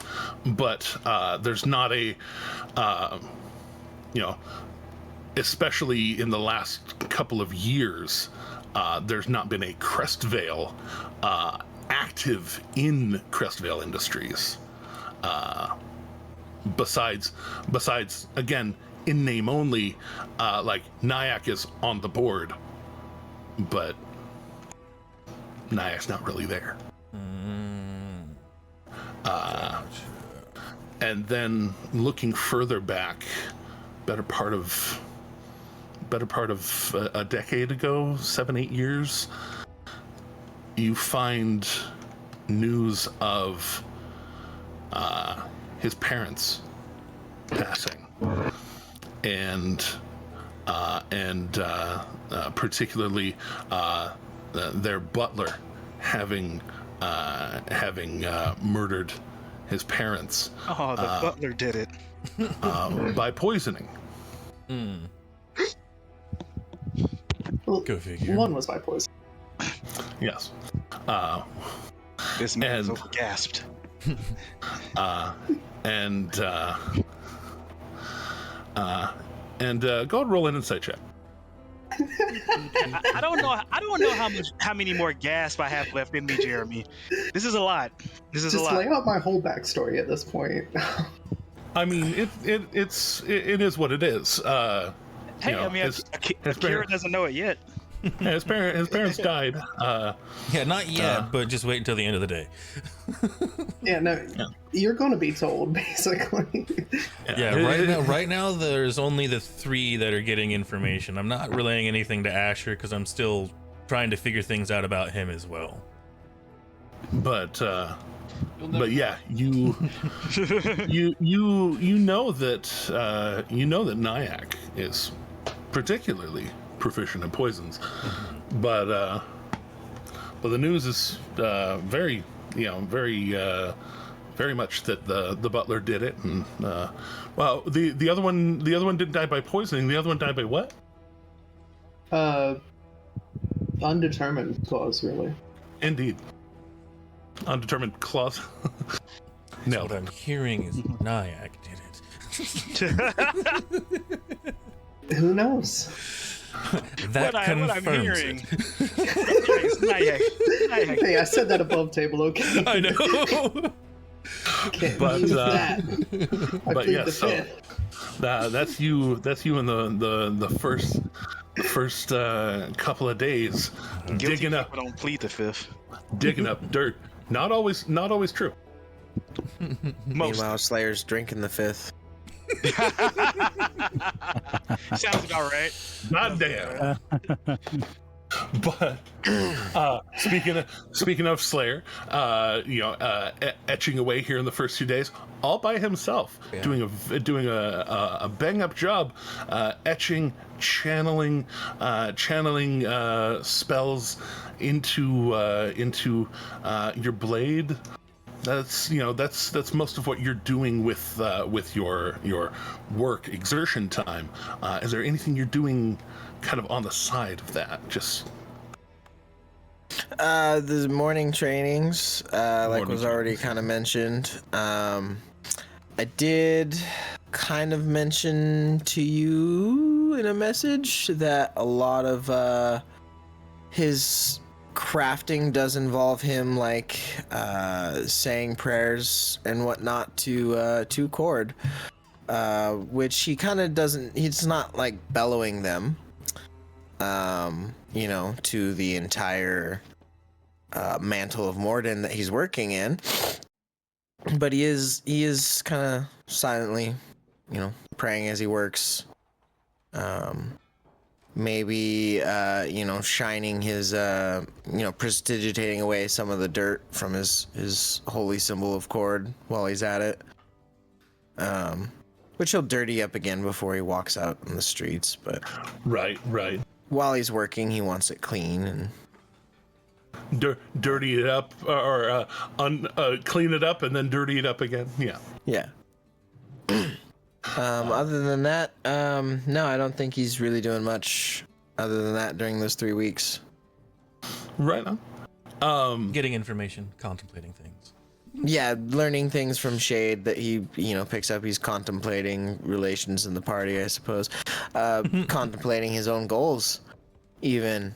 Here in the capital, where one might find the Thelocrat. Funny that. Yeah. So, as part of that, because you are figured out a fun way to do it, we'll have it be an advantage. Sleight of hand. 3. Who? For Shade? No, for. Oh, for me. Yeah. Oh. I was like, I'll throw him. Like, don't threaten me with a good time. I was like, wait, what? Huh? Okay. 3 of them, you said? Yeah. Cause you're keeping it kind of in plain sight, but also somewhat obscuring it. Just trying to see if people notice. That's fair. Did you say with advantage or? Yes, with advantage, and just abstracting it out to 3 checks. Okay. All right. Okay. Can I do this? I can do that. Okay, cool. Hey. Okay. So it works. It works. 19, 20, and 20. You can't say I never did anything for you. No. Thanks, yeah. Good. Especially with those last two, where it was the second die. Yeah. But for real. But no, yeah, that's amazing. Yeah, no, it really, like, as much as the threat of discovery is there, everybody else kind of minding their own business. If they talk to you, they look you in the eyes and not in the neck, which is weird because most people's eye line is your neck at most. But yeah, so you in fact are not discovered. Good. At least unless you bring very special attention to it. Not at the present, no. But back again to the Hall of Justice. I already did my bit. We did my bit already. Yeah, back in Nicodranas. As Lucas says, BRB bio. That's funny. Yeah. No, I meant it. Okay. No, really, that was accidental. But with that, they're none the wiser of what's going on back home. I guess we can skip a moment. We'll skip back to. Oh, I see Tim's back now. Yes. Tim is back. Okay. Hi, Tim. So, cutting back in the Hall of Justice, which is of course Nicodranas. You have a couple of days of down, able to lounge luxuriously in the House d'Abattoir, go and do things, go and see things. What are you doing? Akira is still, of course they find a place to train somewhere nearby at the crack of dawn. Oh no, there's a big ass lawn and garden in the middle of this house setup. Like it's several homes worth of space around a big old garden. Yeah, can you see the Roll20 map, Sean? Yeah, I did. See, right here is House d'Abattoir. There's a big ass courtyard right there. It is, but Akira would still seek out a secluded, as secluded spot as they could find. There's gardens. There's gardens there, and you can use some of the hedge and things to keep yourself somewhat private. Yeah, that, like, while they don't mind people watching them, this sort of extravagance is new to them. And so they are very much kind of like, they are overwhelmed by the geography at this moment, if that makes sense, or the scale of this place, and that Luca grew up here. Like, this is kind of like the sort of wealth that you just hear about. Mm-hmm. So to see it up hand on some and like they're with this person, it's it's a lot to take in, but they're bringing their mind back to focus. So today, Akira will be monking. So they're bringing themselves, like, they're like, okay, shake off the anxiety. Of course, before they meditate, they stare at their ring, and then and then they go meditate. Makes sense. And here in the morning, relatively early, calling at the house, a well put together elf man, probably in his second century somewhat, young for an elf, comes to the house, having been solicited, and Luca having called upon what some would call a solicitor. A legal person. A solicitor and a retainer. A solicitor and a retainer walk into the Yubitwa Manor. He comes in and presents himself. Presents a very nice satchel embossed with an H&H on it in what looks like solid silver. Fancy. And as he opens the case, it has an amount of paperwork and things, a very nice green emerald nibbed quill in it. No inks, just quill. And he starts presenting himself, and says, I am Van Hall of Howitzer and Hall Law Services. I was told that you had a large sort of account that you would like to open, and well, large accounts, kind of my business, especially when I heard the name Debitoire. Who are you? Akira's not there for that. No, Akira. Oh, okay. That was just at Luca. I was just making sure because we were at Akira for a moment. Yes. Sorry, yes. Moving to Luca. All right. Yes. Probably not the largest account you'll deal with today, but I do have two important matters. It is good to see accounts coming out of House Debitoire again. It has been some time. Yes, it has. The first one that I'd like to... You start into it, and he holds up a hand, and some of the paperwork kind of gathers together as kind of one tight fold, and it kind of floats above one hand, and the other hand holds up, and the quill itself floats up and starts floating above the paper, and he's getting ready to notate. The first that I'm setting up is a service account. It will have listed beneficiaries, and it will have a budget starting at roughly 6,000 gold pieces.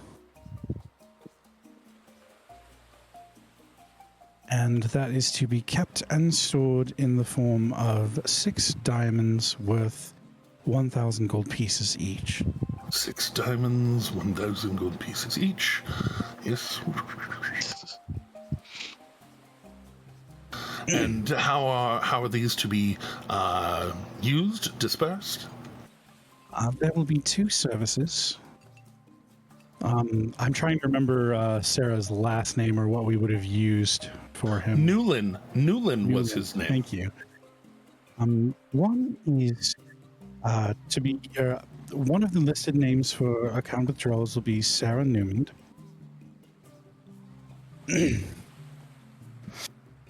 And he will also hand a written list, and these are the named beneficiaries on the account for which funds may be withdrawn. And all right. Yes, this account, copy that. This account stands in place in the unlikely and tragic event of a death. These are funds to pay for resurrections. All right, resurrections.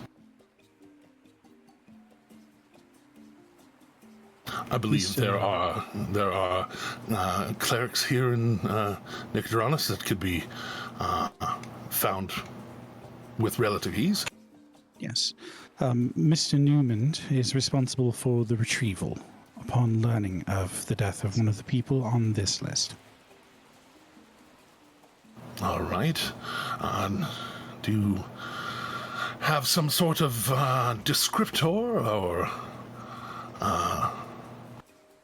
any way I'd be able to get a hold of him? Any bits of them, artwork? Luca will provide a description and a passphrase that Sarah will use when contacting them. All right.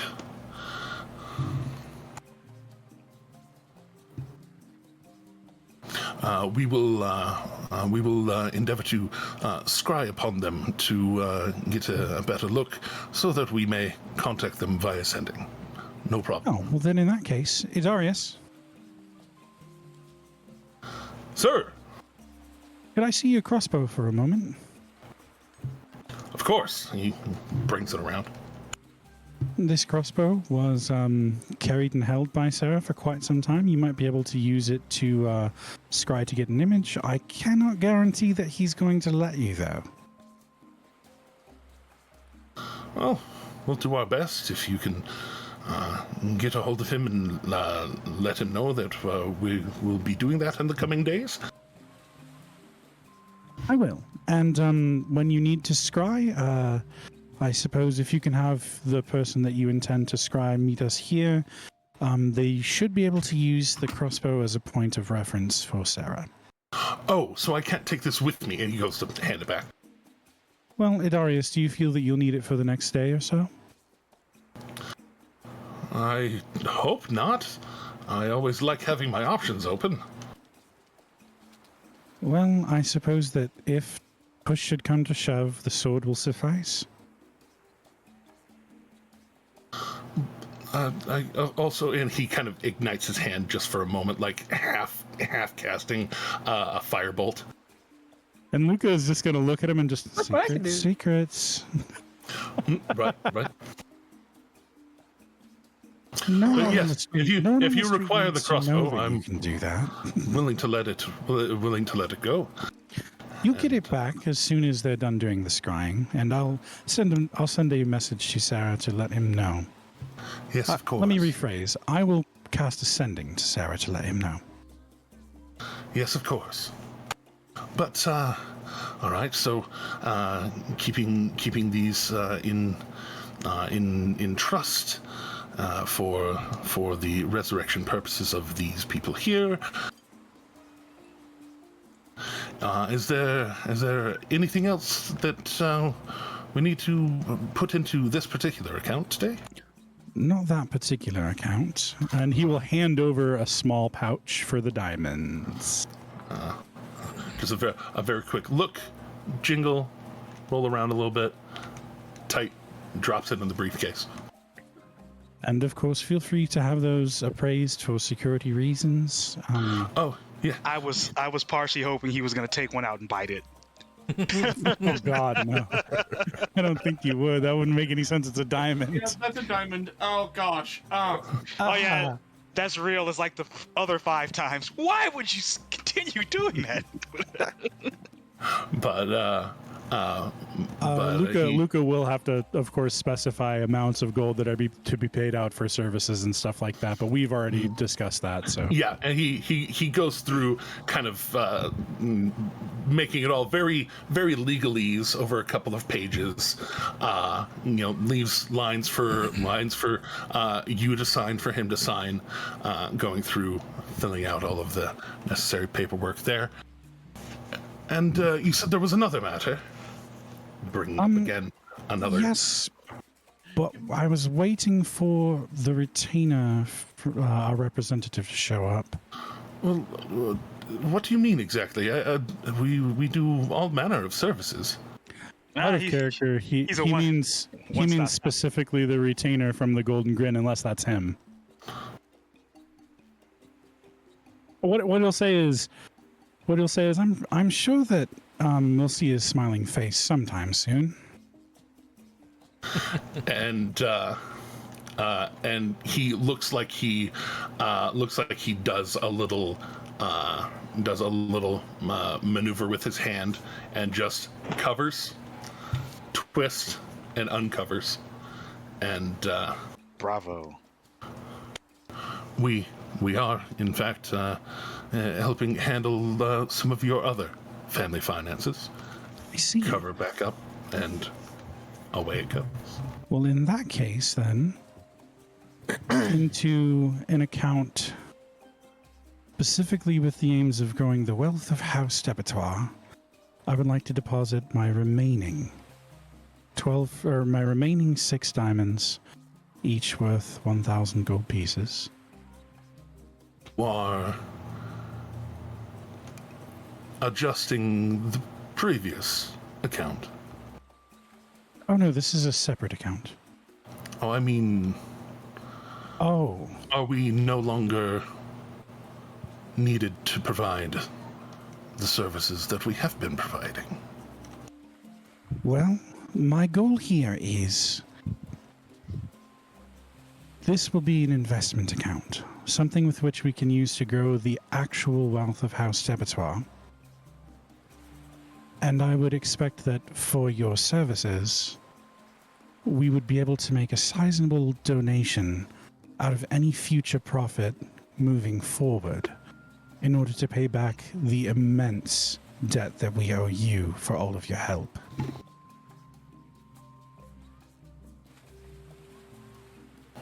If we can grow this money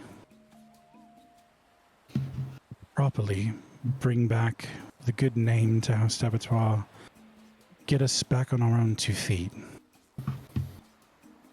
I see a recurring permanent donation from the family account. He does not do a bunch of paperwork for this one. And observes the diamonds again. I think knowledge that would be... with...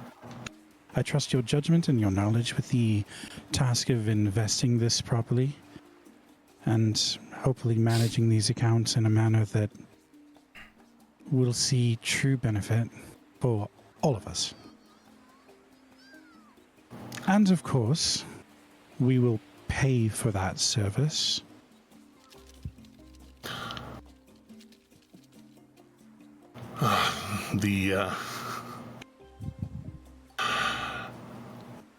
Avandra willing,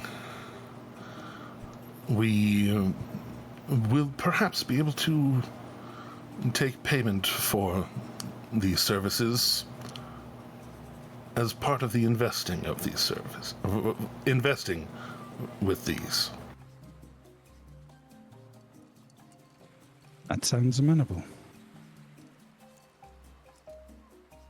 Is there anything else that you require, sir? For the moment, I think that is all. Trying to keep it as simple as I can. But at the moment, I'm just glad to finally have a little bit of hope of getting things back to the way I remember.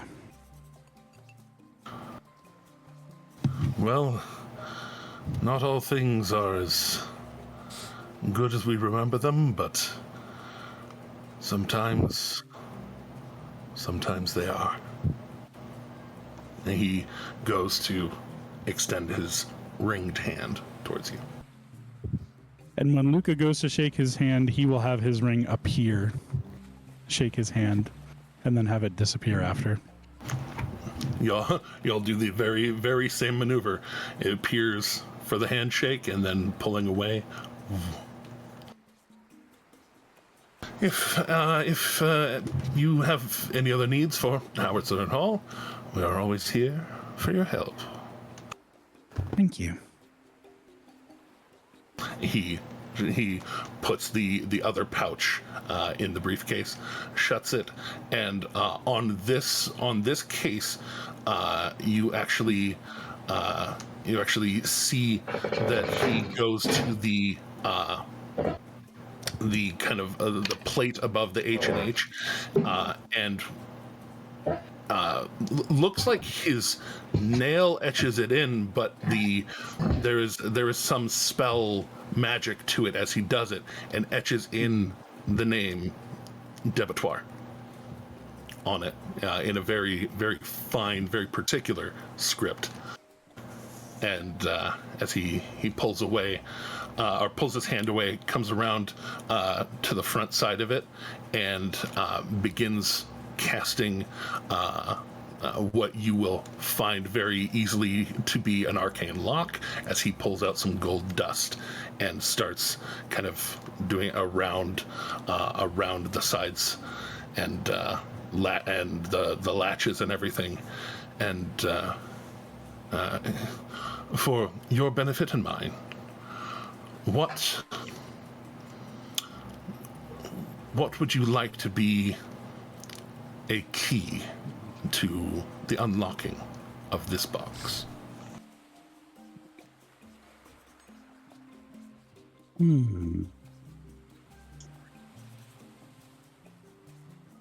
This way, you know it, and I know it. And anyone that you designate will, and well, I will know it.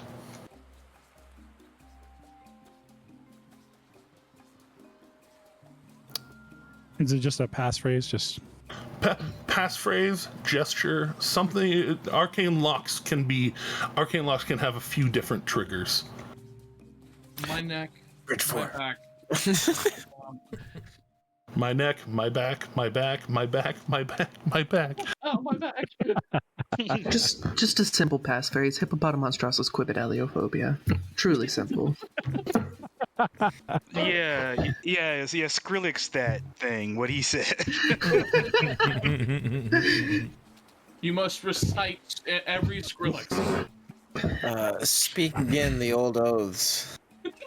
You must say the entirety of Edgar Allan Poe's The Raven. Ah, yes. Life before death. Very simple. Good one. And he completes the dusting on it, and will say out loud, "Life before death," and completes it, and then repeats it one more time, "Life before death," and you see that golden shimmer suddenly reappear, and he unlatches it, opens it, shuts it, latches, and the gold shimmer around the box again. It was a pleasure doing business with House Debetoire again, and especially you. Thank you, friend, and it's always nice to see a smiling face. It is good to see investments pay dividends. He bows and collects the box. As he kind of lifts it up, he holds it out in his out above his hand, and then it looks like it shrinks down into his palm, and he just very calmly starts walking away.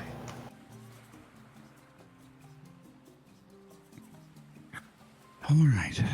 are there any other things that y'all wish to do while you are here before there are other things to do?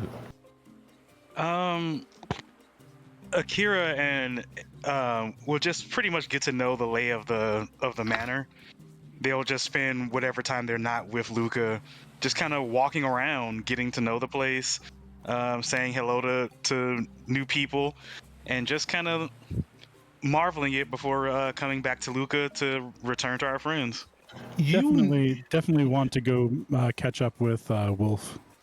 Yeah, you notice very much that the staff at House Debatoire, ones that you were not previously introduced to, everybody knows your name. Everybody acknowledges you by name, and yes, Akira, no Akira. Stormtrooper. Like, Stormtrooper. as soon as you walk in, they're like, Akira! I would immediately get in the stance, like, what? The other way around. It is much more subdued, respectful. Bearded, I'm sorry, but when you said that, the first thing that I heard in my head was Akira!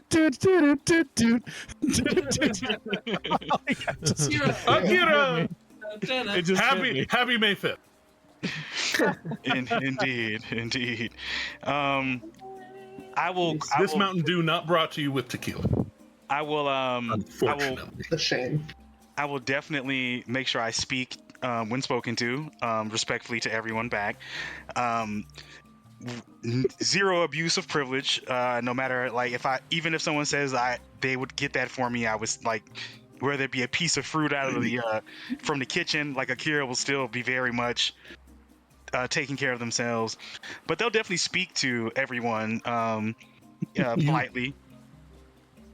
You also, in these days, do find a 12-year-old girl of the draconic brass persuasion, and a 9-year-old boy of the draconic brass persuasion. Leia and Eddie. Leia and Eddie, okay. Who both of them actually kind of marveling over you and hearing that y'all are getting married, and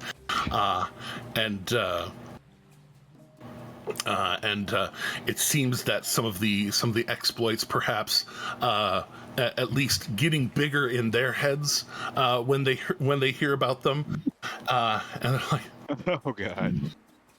So you punched a mind flayer in half, right? Like that sort of thing. I mean, obviously, yes. Not in half. More like I punched it and it fell down, wholly intact. Its bones were perhaps somewhat shattered. Those poor kids. Luca is going to actually look towards his younger brother who says that, and kind of hold up a finger and just, Etienne, we do not overinflate our accomplishments. The question is did you fold the mind flayer's clothes with them in it? No, we don't overinflate our accomplishments, but others' accomplishments. It's like the Macy's Day Parade. But yeah, Akira would definitely explain what happened to the mind flayer's body in Mortal Kombat fatality type terms of how the cracking of the chest probably punctured its heart, because this is how gift children talk to each other. Luca just kind of very anatomically correct too. Yes, it's very anatomically correct. Akira. Yes? My siblings are probably not used to such descriptive language concerning violence. Both of them are like moon eyes, just not scared, like almost the anime heart eyes. Like they are both enthralled by this. Just whoa. Akira will apologize to Luca first. Like, oh, I'm sorry. But then say to each of the children's heads, I'll tell you more stories when he's not around. Both of them yeep and look like different directions, and then back to each other, and they're like, "That's so cool!" Luca with the bombastic side eye. The criminally offensive one. The most bombastic of side. Akira, Also, Shadow Walker to acknowledge you, butt scratcher. Butt scratcher. you can definitely talk out loud. It's quite all right. Okay, I'll tell you more about it when he's not around. Better. But Not sure how much better, but better. and in the evenings, particularly, you know, in the 4 or 5 o'clock time frame, Wolf does end up coming back every day from his own studies, and there on the first day, seeing the lot of you, just like he has that moment where it's the very respectful, good to see you kind of things, and upon hearing of your engagement, he does what you've only seen him do maybe once, and enlarges, like full, just like all of a sudden he's like 6 foot tall, and also hugs the both of you, and just with that fervor of, what's about fucking time? Okay, who is At this least again? for Wolf, Adkis. Adkis. Oh, Atticus. Yes. Who you haven't seen since, and you didn't know where he went. Yeah. And Akira's going to be like, oh, Atticus, oh my god. yeah, no, fucking right. Like you younger folk, you guys get married in a blink usually. It's Well, it's kind of hard to get married when you're out punching mind flayers and picking things that dwell in caves. Traipsing through the Feywild. And traipsing through the Feywild. Yes. You went back into the Feywild? Didn't get much of a choice on that. Yeah, it's a long story involving Slayer and Shade. Good heavens! I'll hate to hear all about it. Probably hate. I've been learning a lot about the Feywild. It's. Apparently I was entirely lucky to be moving around the Crisp Vale thicket and not finding myself on the far side. Right, yes. I think perhaps, and this is, I'm assuming the siblings are still around. Oh, of course, they're around. So Luca is going to be funny. You're home. They didn't go to school. Right. If you'd like, after dinner, once the younger ones have gone to bed, we can recount some of the tales of what happened in the Feywild and in our adventures over a drink. Fantastic. You're not carrying any of that Slayer juice, are you? Next time I will ask him if I can bring some. No, I'm good. Don't lie to me. I know you want some. Oh, you're fucking right. I mean, seriously. Yeah. It's full on, loud. No. Yes. No, I don't want any more. I don't want any at all. They do not have proper meads and ales and things this far from the mountains. Like they're all sparkly and fruity and sweet, and They do if you know where to look. you know where to look. Of course I do. I grew up here. The fuck is wrong with me? Right. You've not I had a shown lot me. of time to explore, and many of the alehouses in the area I've played. You are going to have to show me where to look, kiddo. Will do.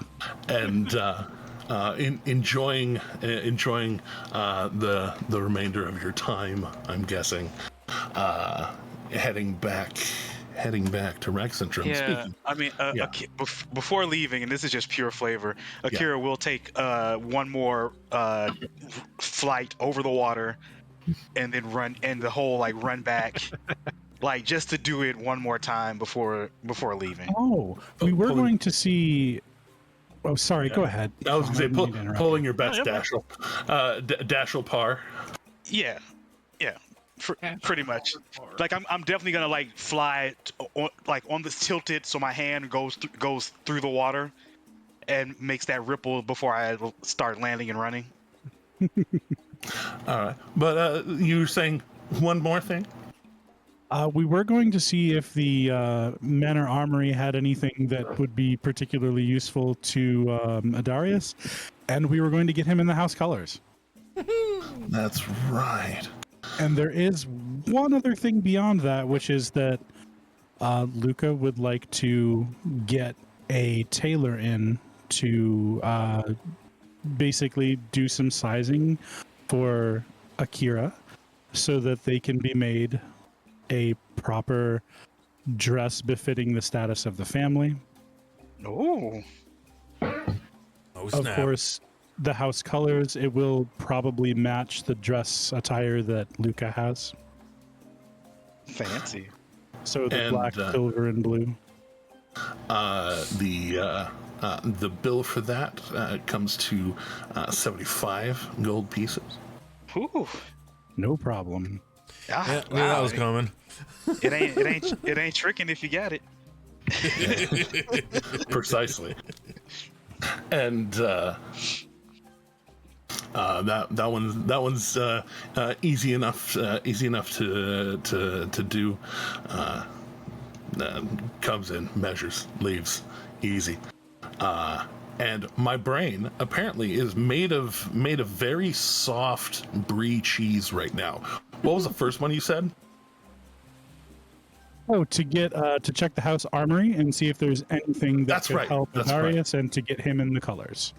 Well, for that, getting him in the colors, super easy, barely an inconvenience. There's a surcoat that goes over top of it. Yeah. yeah. But for anything heavier for Adarius, go ahead and we'll just make a quick fate bet. Higher or lower than me? I'm gonna bet higher. I will roll higher.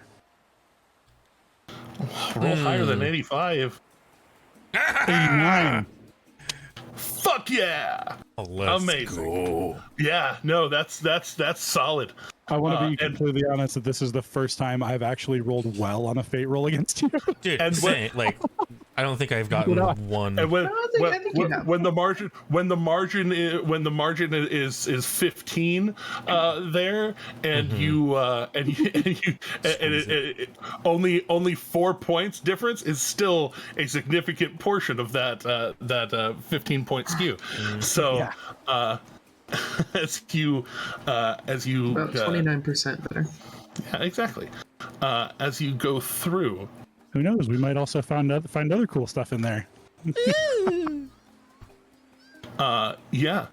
So as you go through, you are able to exchange his chainmail for that of plate.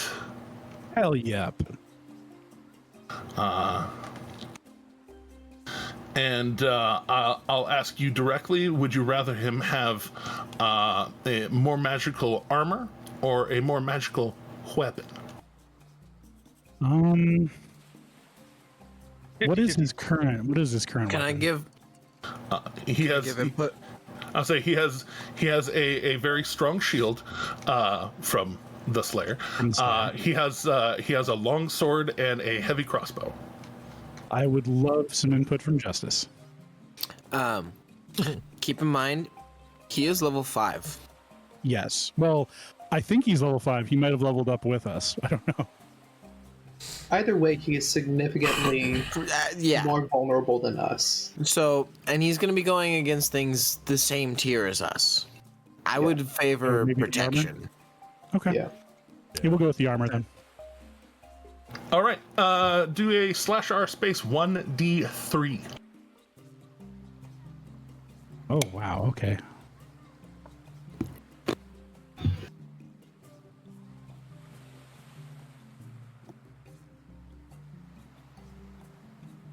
Two. 2. Okay. Then that one is.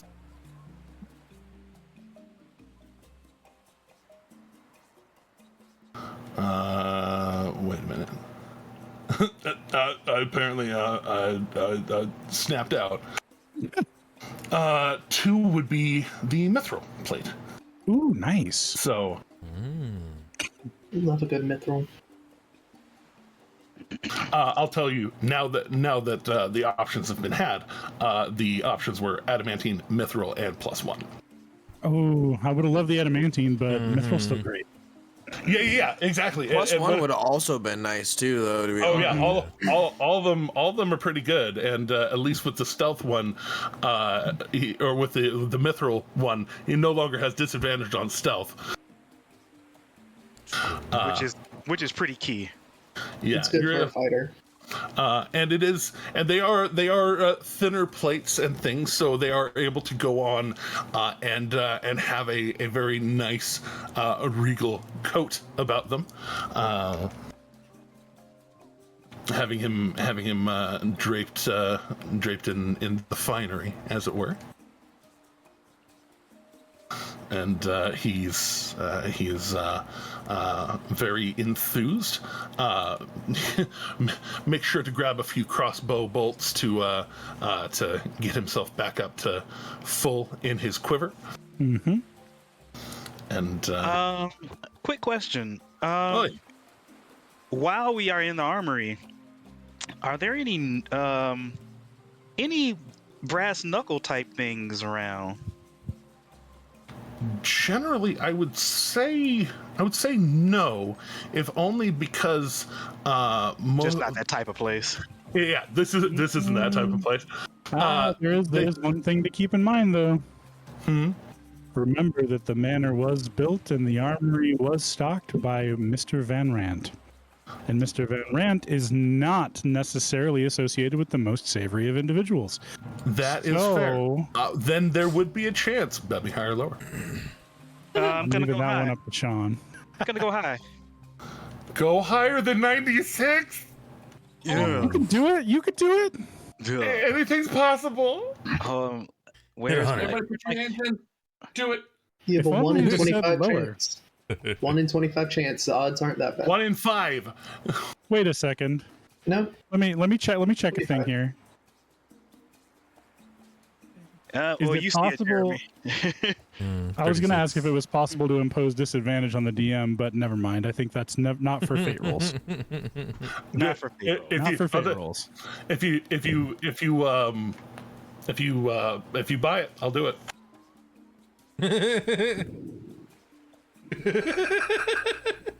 But remember, my roll is still at 36, so Oh, I'm actually too poor to afford the disadvantage for the DM right now.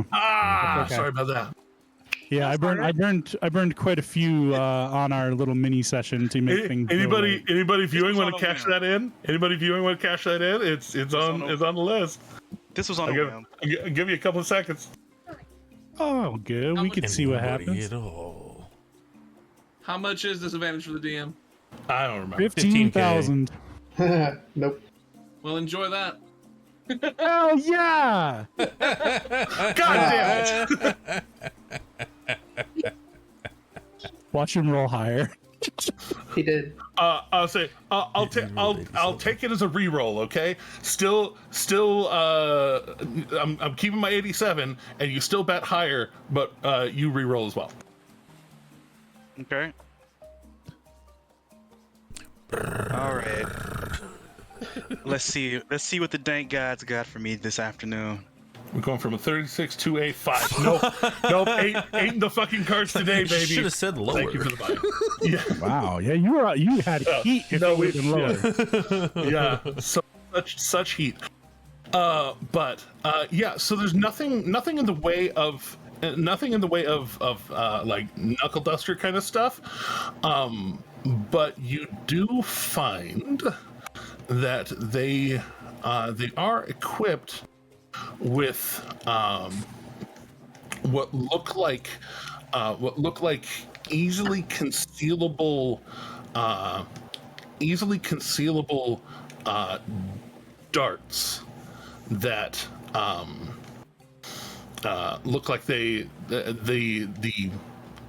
strap apparatus for them is made to go on like under clothing. Ooh, I likey.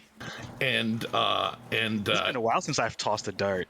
It looks like it can hold either like 10 darts or daggers, depending on your fighting style, whether it's just ranged or ranged and melee. But it can do 5 on either side. Nice. I definitely pick it up and look at Luca with that kid who picks up a toy, like, please. Can I? Can I? Luca nods. There is one other thing Luca will look for while he's here, because there's a chance. I'm just going to see if there's a bag of holding. Okay. That one will or also a haversack. Or a haversack. That'll be a definite fate roll. Higher or lower? I'm gonna go higher again. Let's get high. Go higher. Damn. What is wrong with Whoa. Oh my god. I mean, with how many rolls he's thrown that were up in the high end, I would have picked a low for this point. But then, knowing my luck, he would have rolled lower. But look, it's you can only roll high for so long. I know, right? At some point, the pendulum needs to swing back the other way. That's actually what I'm saying. Roll 20. It's fine. I could try an swinging with advantage for player. Try it again. All right, we'll redeem it. All right, throw one more. Text. I probably you have to put text in there, so I did. Text. Nope, not gonna do it. Damn. It is what it is. It's worth a shot. It's okay. It's because you redeemed a disadvantage for the DM. He redeemed advantage for the player. They're different ones. Always trying. I rolled again. I didn't make him roll again. Yeah. always trying is better than wishing you had tried. Well.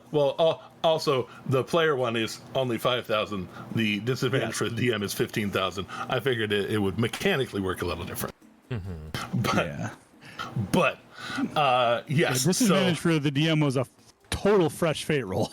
Yeah. But yeah. So you are unless I had an inspiration for something amazing. I don't think I do right now, though. Unfortunately, sad. But it's okay. But on a fate roll as well. But yes, so you do not find a satchel of holding or a handy sack. Oh well, it was worth a shot. At least not in the house. There are some purveyors of minor enchantments and things. I don't think I have the liquid assets to go buy one of those right now. Hashtag liquid assets. Take a look. He can find anything. Not in Nicodranus, he can't. But and we're definitely gonna show Wolf where to find the good alcohol, and have a night recounting the stories. I need to roll the charges for the Voyager staff. Yes, those 2 days that you will have or 2 nights of downtime. So it only has 10 charges. I was saying 2 nights plus 8. It's guaranteed full. Yeah, guaranteed Yeah. full. So, recharging for 2 days.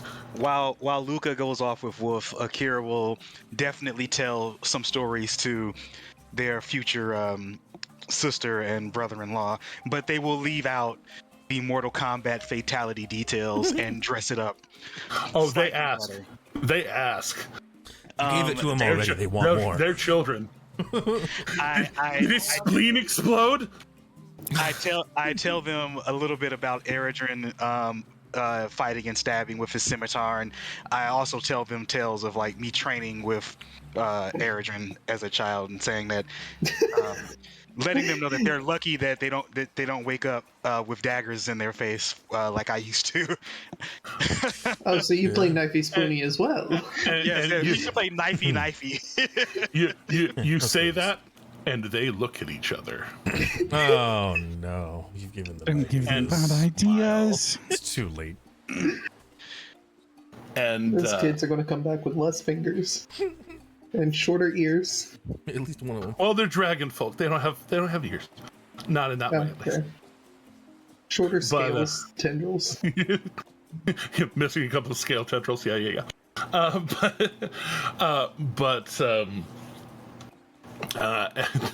Your visit is pleasantly low key, and I rolled for that. And Yay. sometimes me rolling high does good things. And you're able to have your rest, your time to talk, time to regale, time to plan and scheme in all the good ways. I will be catching up with a couple of sendings that I will have sent out during those 2 days. Copy that. But I'll catch up with that later. Yeah. You can send those to me. Getting back into Rex and Tram. The one I really wanted to make sure to nitpickedly get to is that of the meeting of Nyack and Lady Astrid. Yeah, the day before the meeting, I'm going to change my attunements around. I'm going to unattune the mandolin and attune the dagger of blindsight. Copy that. Cool. Now that we have that, Yeah, no, fair. yeah, this is a more careful meeting. So Anywho. yeah. As Yeah, sorry. you're okay. Heading out, I will, as soon as I duck down a side street, I will cast invisibility on myself. All right. And I'll head that way. And as you make your way through the people, you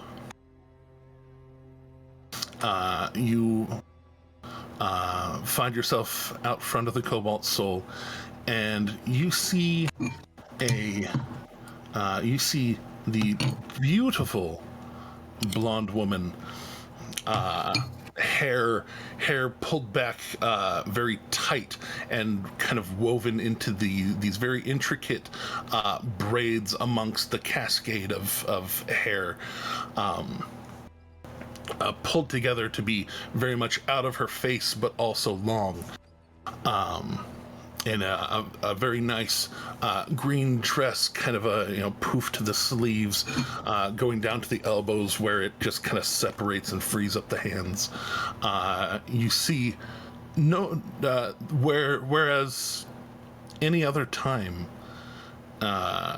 there would have been the sleeves would have been buckled, probably. You instead see the maze pattern tattoos of hers, wrist, up to her elbow. The ones that are just like yours. But then kind of above that a little bit where the arm continues up, you see a few more tattoos going up, not covering the arm scars, but rather kind of more artistic rather than functional. And some of those kind of poking up around her neckline area, these stylized curving lines.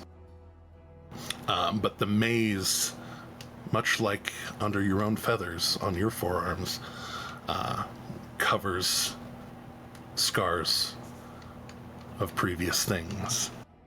Yeah. Scar going across her left, going down her left and down the side of her face a bit. Unabashed, you know that were she of the mind to, she would magically cover it. Yeah, of course. But she walking out there very particularly, kind of walking out, looks like she's looking around for you. I would walk up to her, still invisible, and I'd go ahead. Kinda... Well, I'll say go ahead and make a stealth check. Of course, yeah. Not at advantage this time. Yeah. But invisibility does add a plus to that, right? It would in certain circumstances. This circumstance does not end up being one of them. Well, I mean, I nat 20'd it, so I don't really think it matters. Fair enough. And so a casual 32? Casual 32. Well, we'll see, because she is actively looking for you. Yeah. No, I'm sure she could do it. Could, but doesn't. So, as she is, you can tell she is actively looking around. You keep yourself in a blind spot. As you approach, your blind sight reveals that there is someone maybe 5-6 feet off to her left, a little bit behind her, this big man. Mm-hmm. And even just seeing him in the daredevil vision that you see him, you know the wolf. Yeah. Yep. I know wolf. I'll walk up still invisible, and I'll whisper to her, and I'll say, "I'm here." Her body tenses for a moment, and then just kind of turns. You with the blind sight can tell that the invisible man there just suddenly there's a blade in his hand, like he's looking around, but she kind of startled looks over and does actually make eye contact with you. You can tell that she at least can see invisibility. Yeah.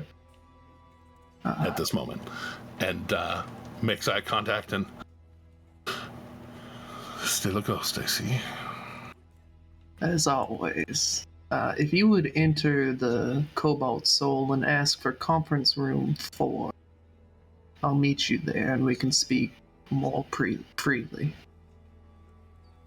And she looks over her other shoulder, nods, and then goes, and the both of them, walking almost directly in step, walk in. She gives the pleasantries of being the Archmage of Domestic Protections and needing a conference room to meet someone in. They let her in, and number 4, if you please. And lets her and her companion and you in. As the three of you walk in, she sits. Wolf goes and just kind of stands stands in the corner, blade back away, arms crossed, and she flips into the Zemnian, and very much the going to flip from this accent because now she's not talking with an accent. Yeah. And she says,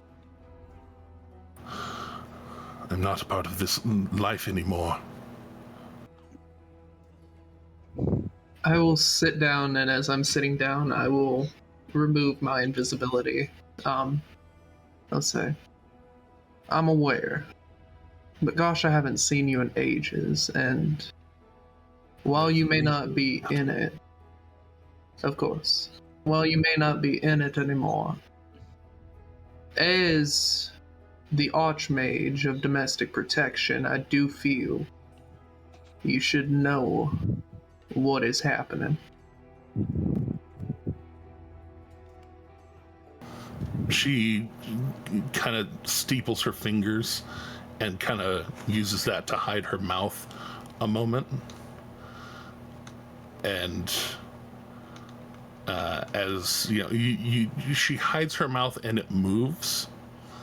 And then Aidwolf takes a few steps closer to the door, kind of halfway between you and her. And she just nods at you. Continue.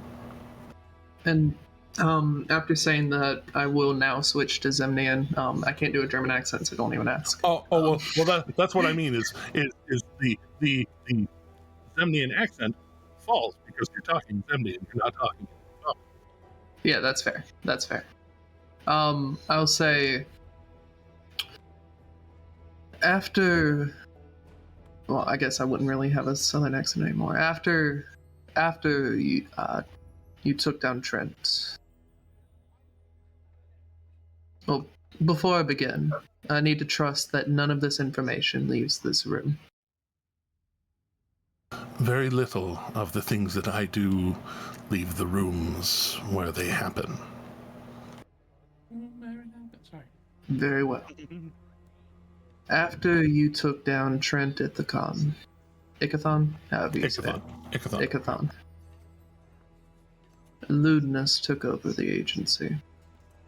And as you remember, under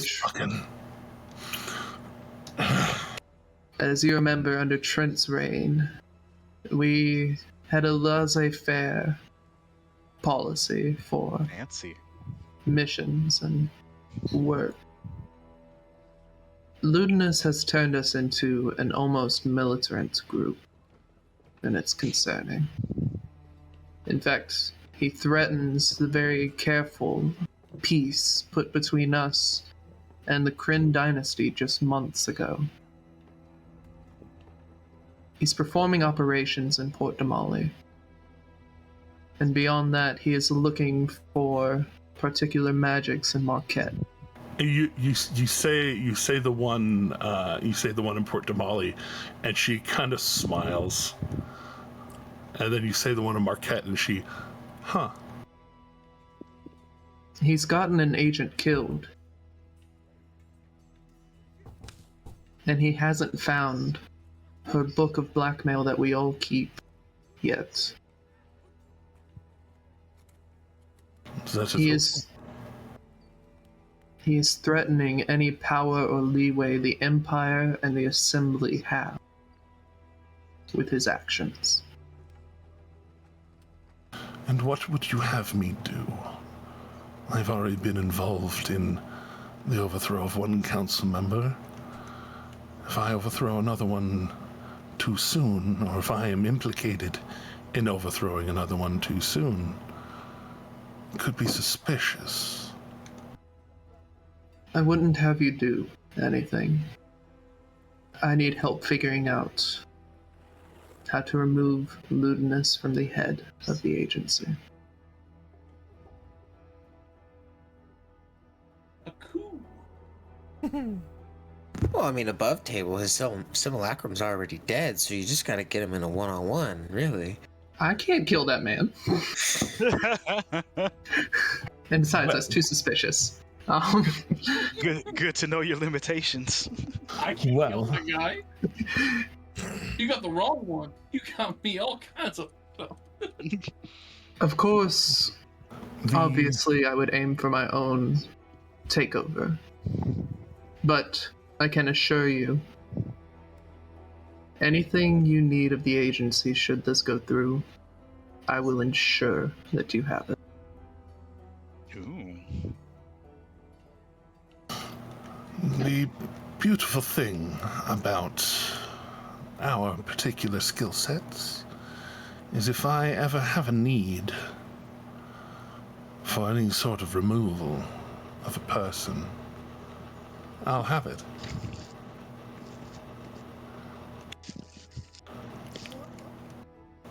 So I certainly don't need that from you. Of course. But the offer is out there. Another piece in the chess game of sorts. Though the business in Port de Mali, it's funny. He made an awful mess over there.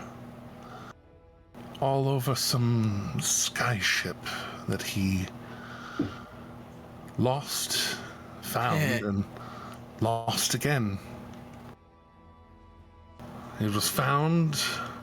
Some Sucks people. to suck, man. I mean, It was found. Some people brought it back, limped it back to the port, and had it refurbished. what industrious people. What industrious people, those. But then he tried to exercise his legal rights over it, and lost them. Some Ponzi prince or another beat him in court. And now, well, those are kind of a thorn in his talents right now. A thorn that he has become obsessed over. A thorn that he is spending countless imperial resources on to try to handle. Those same people killed his simulacrum and then broke into his vault. They are the ones that broke into his vault. I was wondering, word had spread. He asked another one of our assembly members for a scrying ball, a very particular scrying ball. And, well, he was able to locate them at very least, but only recovered a couple of his own items. He lost thousands and thousands of gold pieces worth of things. I don't know the full extent of it, but I know that work he's been doing for years and decades is at risk. And we can't have a risk like that. So if you are trying to remove the threat, if you're trying to collapse more of his holdings, he did make sure to buy the sanitarium when all of a sudden Trent's holdings all went up for sale very suddenly. I myself was able to acquire his tower, and I'm currently in the middle of changing some of the sequence of his teleportation circles so that, well, he doesn't have access to that shit anymore. No one will. So,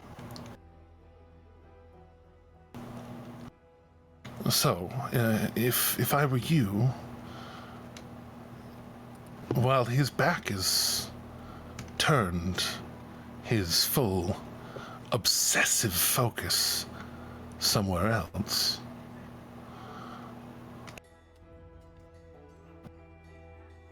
There are still operations going on out at the sanitarium, beyond those that you and yours are involved with here in Rexentrum. He's still using it. Make a persuasion check as part of this, just for cool. Just to see if a particular thing happens. For a second there, when he was like, you and yours, I thought he was talking about, like, us. And I was like, oh, wait, no. Not us. No, other ones. 25? 25, baby. So, she says that, and then, kind of reaching a hand out, she'll look towards the invisible Aidwolf, and he will produce a piece of paper from underneath his coat and hand it to her. It is handed to her blank, and she, using prestidigitation, will start drawing a circle. And a circle in a circle, and glyphs between them. She will say,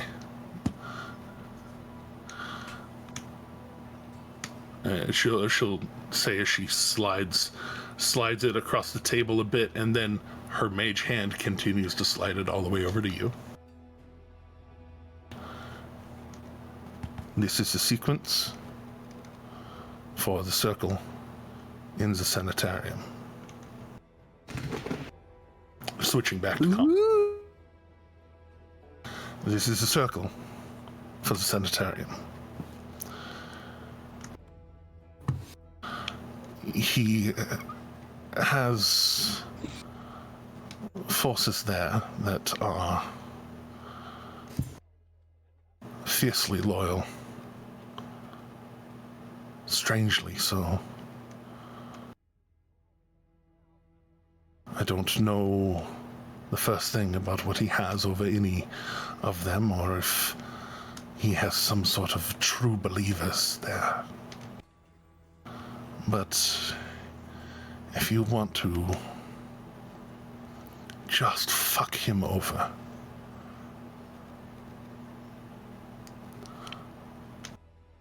that would be the way I would do it.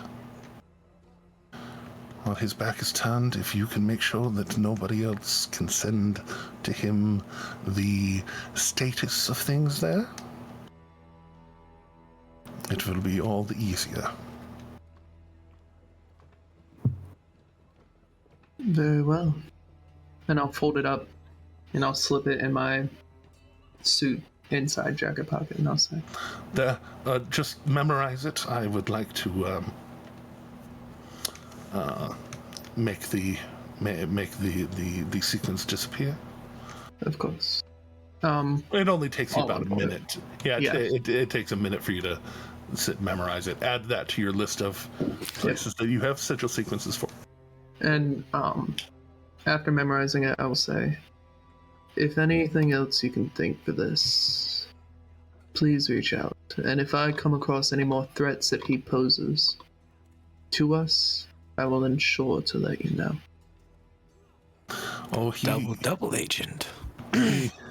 He tried to strong-arm me when he took over the Volstruckers. Don't worry. He will not be bothering me anytime soon. But I also mean for the Empire. I'll make sure that he does not pose a threat to the Empire.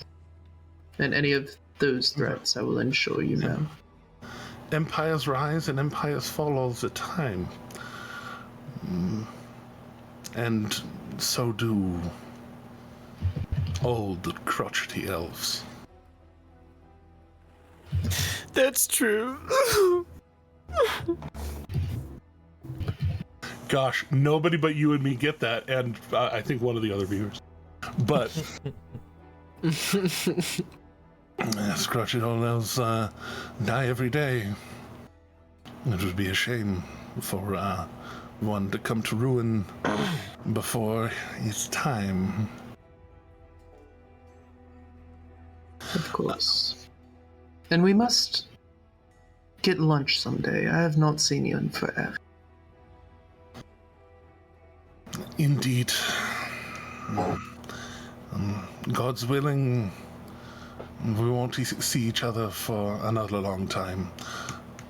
Not to be disrespectful, but you attract trouble, and I definitely don't like having to clean my food first. With that, I'll recast Invisible, and I will wait for her to leave and kind of follow out, letting her kind of open things up, and yeah.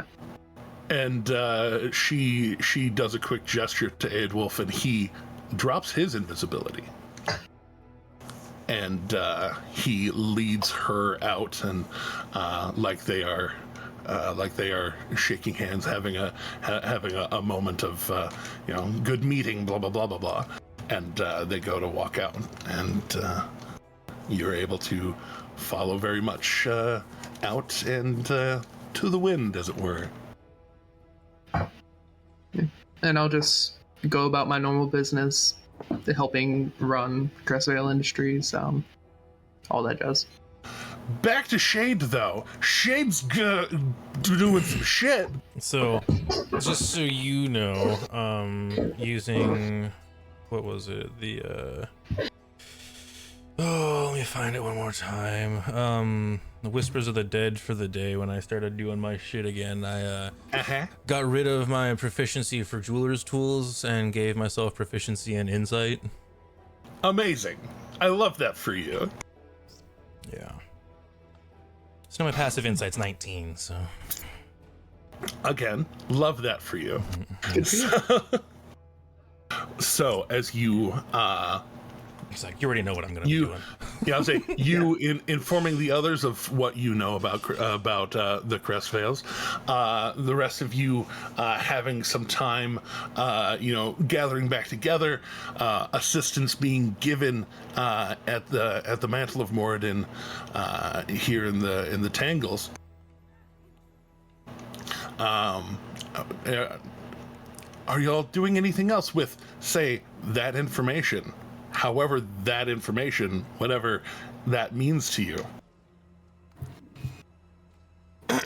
Yeah, so Shade informs Slayer, Akira, and Luca, just to be clarifying again.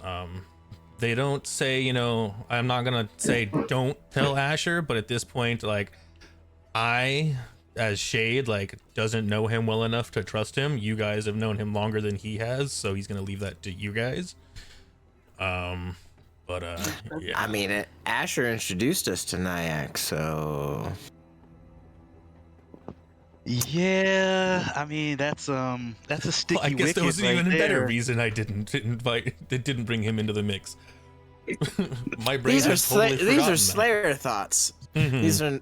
So... Yeah. Just the inside, just Yeah, that was Sean just talking above table how sticky a wicket that is, because it's that is quite the thing.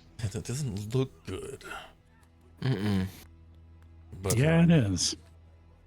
But yeah, not really planning on doing a whole lot with this information just yet, but I'm still compiling some more information, and so far things are not looking well. Oh man. I had suspected, but I had hoped not. Well, are we back yet? Are we back? Yes, back together again. After the And I would assume incubation. since Shade is maybe trying to keep this on the DL, this might be a conversation even being had at the Mantle, since that's where Slayer and Luca would be. And if Luca's there, Kira's probably maybe there. Probable.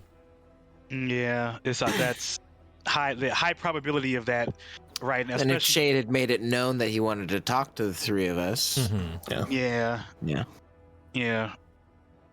And y'all are all together and in a place where there's a lot of ting ting ting ting ting, lots of background noise. So private conversations are actually easy. I mean, upon hearing all of this, Akira is going to look crestfallen, because they wanted to trust Nyack, Mm-hmm. and it just kind of stings because they really wanted to make Nyack a student, like their first student. So this is Akira's taking this kind of hard. Yeah. For my own There's above no table reason. clarity, you were only told that I was suspected of being an agent, correct? Teddy? Jeremy, what exactly? Like I can't remember. It was the suspected. It wasn't anything a deep confirmed suspicion. Yet. Yeah, a very deep suspicion. And the more things I'm starting to uncover, the more kind of, I don't know, things are kind of starting to putting some dots together here. Yeah, I mean, that's why I Akira's said still nothing has stuck yet, but things are getting spicier as I dig deeper. Yeah, Akira's still gonna make Nyack their student. It's just they're disheartened by this particular information, but still Gonna follow through. Gonna follow through. Yeah. Well, God works in mysterious ways. I was not always the beacon of righteousness I am now.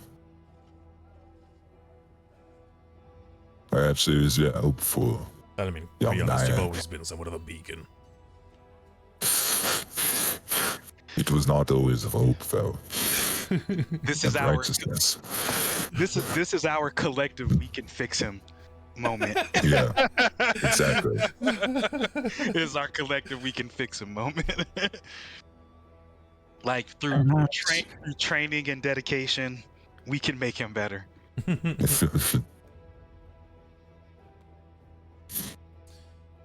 And that's kind of the perspective Akira is going to take with is that they feel that they can bring out the best in Nyack as through training and study.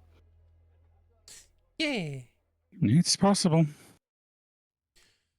Well, we can honestly only hope, but I think I need to dig a little bit deeper. So do with the information what you will, but don't act too hastily yet. We still need, or at least I still need to figure out some more. Indeed.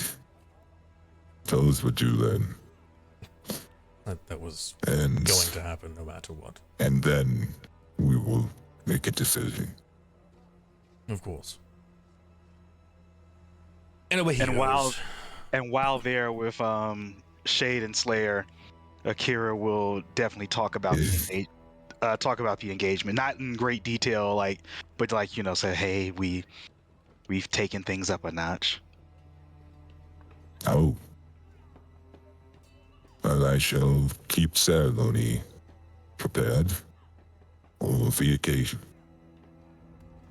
Akira nods. And the days continue, and as previously mentioned, success after success after success after success after success. 9 consecutive successes. Nine consecutive successes. Which is the first one all alone still got a 20. And that was the lowest threshold, and it only went up from there. Like I said, 9 rolls, average 27, started low. Just saying, it went great. And with the Slayer Started from the bottom down here. and the magical abilities donated and the help donated by Luca. Yes. The both of you are able to integrate further lines where the celestial runes were there, now giant runes interconnecting them. And after the weeks of work, you are able to have this blade now not just glowing with the lightning blue of the celestial, but also the deep black lines of the giant runes all working together, and just this soft pale glow anytime that it's unsheathed. Just Excellent. Storm's Light is now a rare item. Fuck yeah. Vibrating with more thunderous energy. Yeah, I was gonna say, what are the new features on it? I posted them in the chat there. Yeah. Oh, okay. So, yeah. Here we go. I just realized the voice was still on. For the group who either didn't read or are not privy to the chat. Thanks, chat. Storm's Light now deals an extra d12 of damage on hit, though it is contingent on the save rather than taking the damage and then making a save. It is making a save for 2d12 and the prone, and if they save, they only take half of the 2d12. That ups the average a little bit, makes it a little, Yeah. But then also, while the Slayer is holding the blade or ends his turn holding the blade, because sometimes you have to throw it. It's necessary. Also, I adjusted the distance a little bit. 40-80 feels a little more real. Especially with his size. Yeah. Rather than 41-20. But in addition to all of that, while he is holding it and ends his turn holding it, he is immune to the frightened condition. In addition, he can use one of its now 12 charges to create an aura where if somebody is suffering from a Feared, as long as they end their turn within his aura, they are, and start turn, one of them, they are no longer a frightened, or at least it's suppressed while they are close to him. Or if they're not frightened, they become immune to being frightened while they are within the aura. So it's a good time. Also, his charges can now be spent to smite at first level. Yep. So those things can combine. The thunder thing is once per turn, but the smite part of it is not. For your G Wiz back, just give you all the things to use your charges on. Feels good. Feels real. It do. Appreciates it. We like big numbies, especially the Slayer swinging a sword. Damage dumbies are the favorite. During the more weeks of downtime, Asher just doing more of the physical training. Is there anything else that you like? Any personal goals here in town that you'd be doing?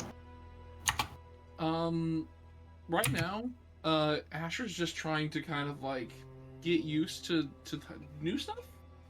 So a lot of my training, actually, I would kind of ask Akira this, if if like, would you like me to incorporate some like, for example, my Eldritch Blasts or anything of that nature to like into our training, so you can practice against that, and then I can practice against your physical martial arts side of things and everything. So like, I would be offering up like, can we use this new thing to our advantage in a way, essentially.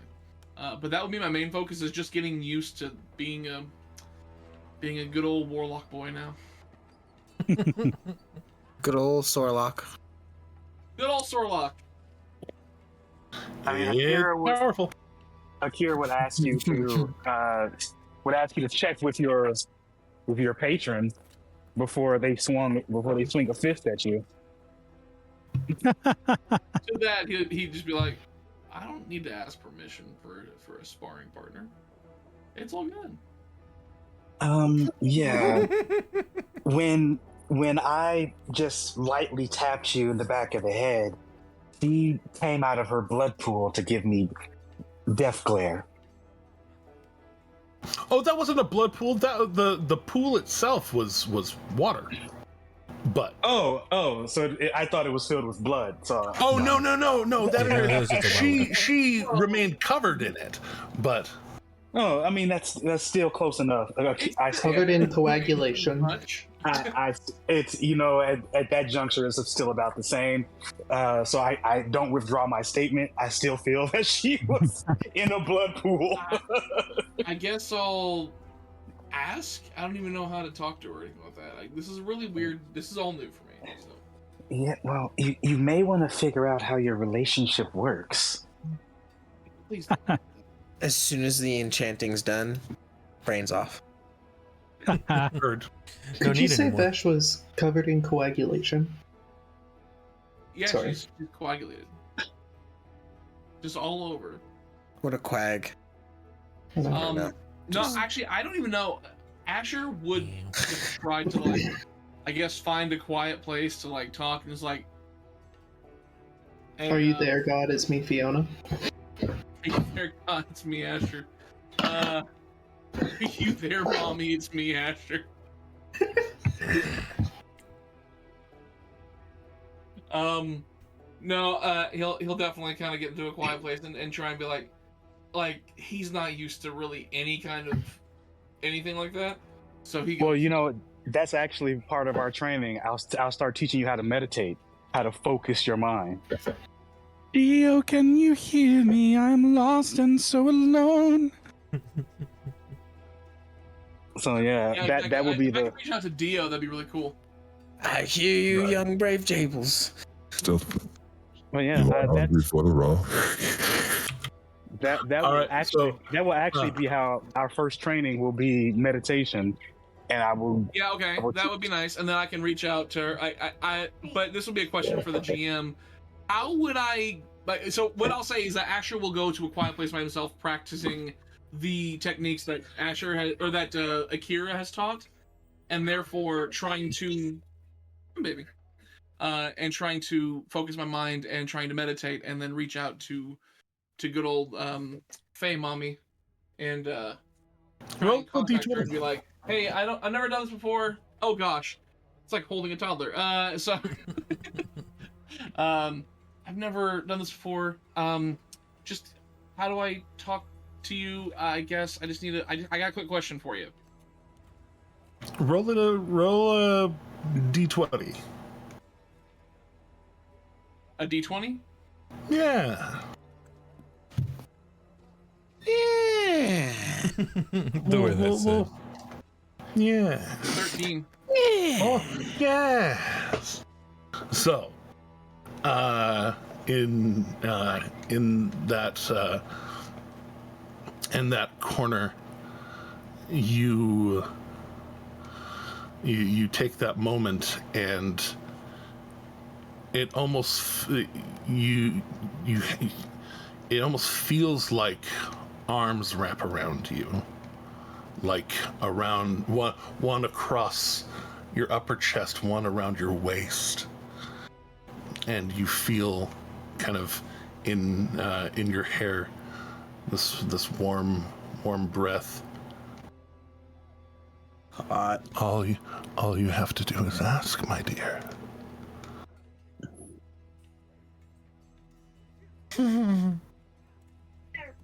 Sorry, I have children around me, and it was kind of quiet. So it was successful, is what I'm getting. Yes. She wraps one arm around your upper chest, one kind of around your waist, or at least it feels that way, and then you feel kind of a warm breath in your ear that just says, "You only need ask, my dear."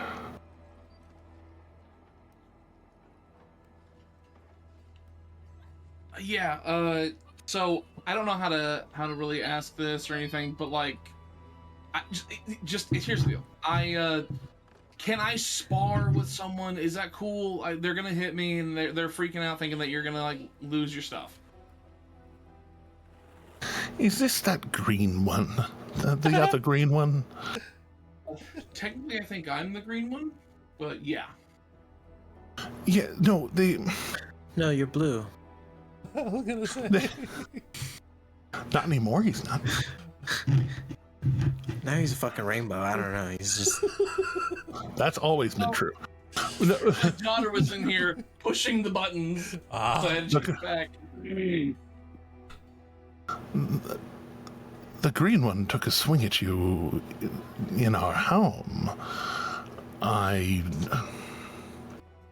If they're just looking for a reason to hit you, I would love to have an excuse to hit them back. But if if you're merely getting better at fighting by sure. sparring with better them, to serve you, I guess. I don't know. oh no, to serve you. I'm only here looking out for you. Sure. Yeah. Cool. Can we just call this what it is? We know what this is. We don't need to put any kind of veil on it. What do you mean? You're married. This is a contract. You and I both know that this is just a job more than anything else. Oh no! Why'd you say that? Oh. Bearded is aware. Bearded knows. Asher is no, we're not putting any labels on this. He needs confirmation, it seems. You know what? Somewhere through the psychic links, Akira feels the cringe. So suddenly Akira feels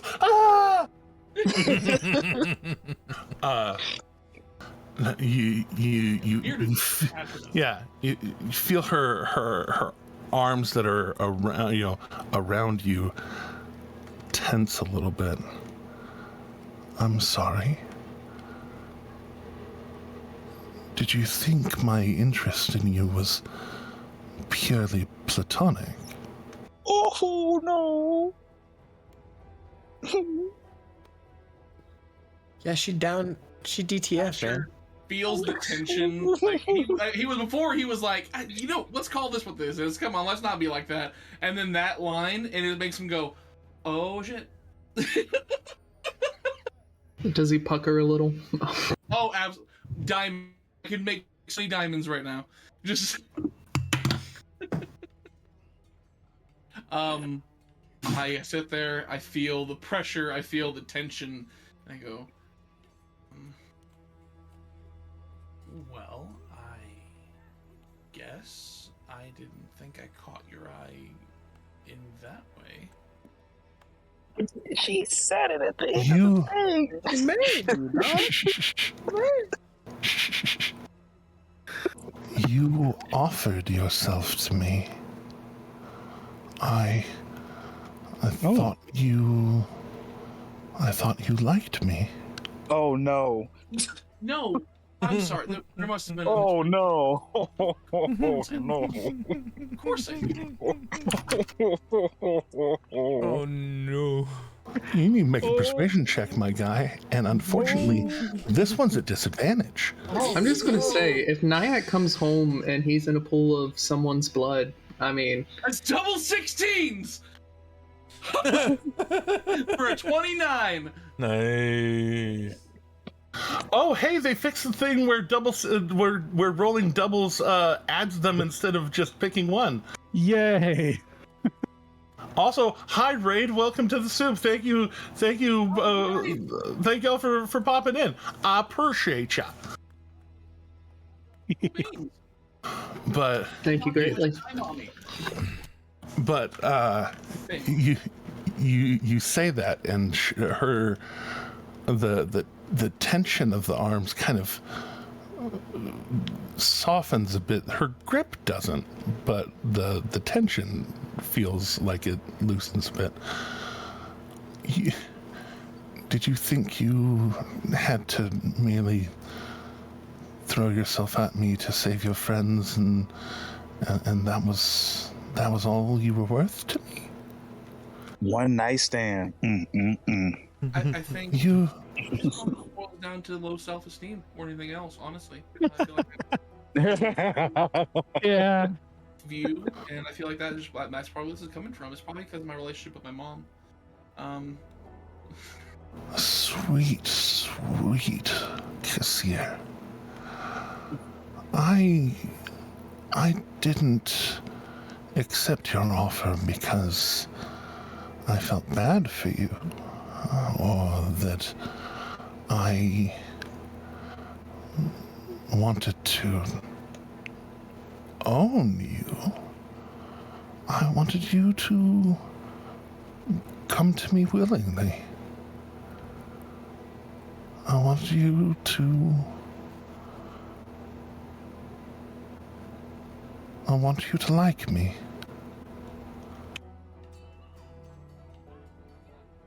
I want you to want. Of course, that totally makes sense. I get that now. I think it was just a little confused.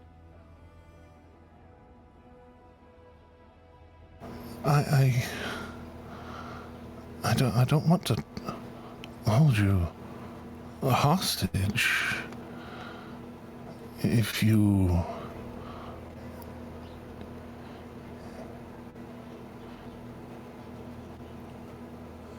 Do you want to be here?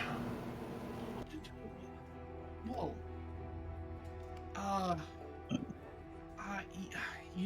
Yeah.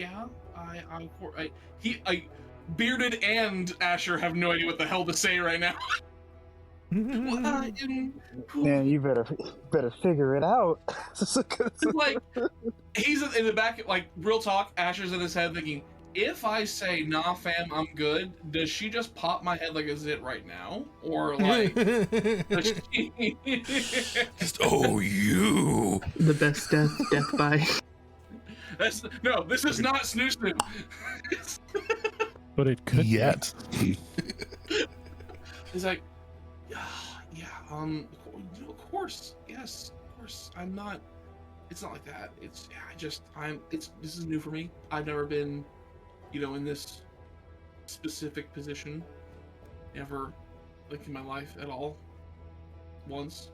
So, yeah, it's just new. It's new to me. It's Schnoo? I heard it. It's new to me. Well, don't worry. I'm willing to help guide you, to help you feel you're not alone anymore. I will keep my eye on you. I gave you a gift as part of our arrangement. One that I didn't tell you. I snuck it in. Oh. You see. Immediately checking character sheet. You see, I wanted to make sure that you knew that I cared. Truly.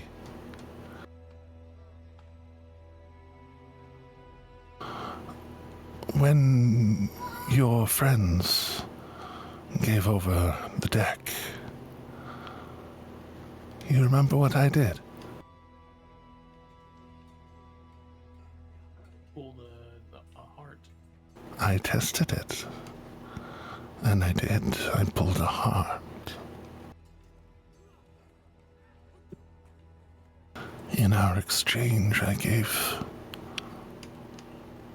my heart to you. Uh-oh. Okay. If you remain loyal to me, your access to my heart will remain. If you find yourself in a most terrible of peril,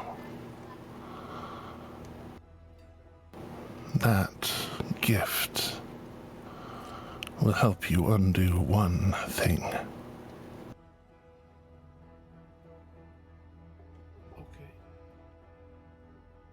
You can just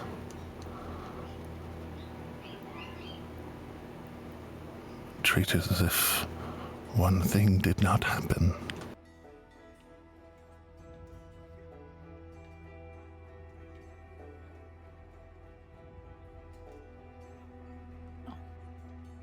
This is what I promise.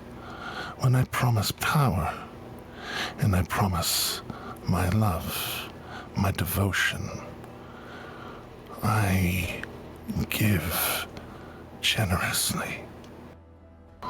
All I ask is your loyalty.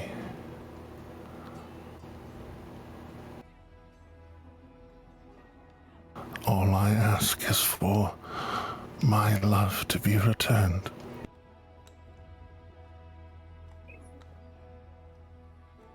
Yeah, of course. Yeah,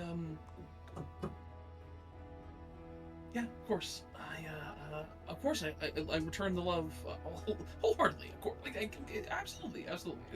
I'm in fully. This was just to make sure that it was cool for Akira to like punch me every once in a while. Oh yes, now, if they kill you, I will remove their skin slowly and painfully. But Might have been on the docket. Yeah. pain is a part of life. And the more you are able to endure, the more life with me you will be able to endure. I make no misgivings of who I am. Of course. Hey, so I'm getting a little claustrophobic here. Are we cool to kind of? Of course, my dear. If you need more power when you're ready, I'll have more to give. And she kisses your cheek, and the manifestation that you were feeling suddenly pulls away. And you now know that you have access to this card that she pulled. Yeah. Wow. Okay.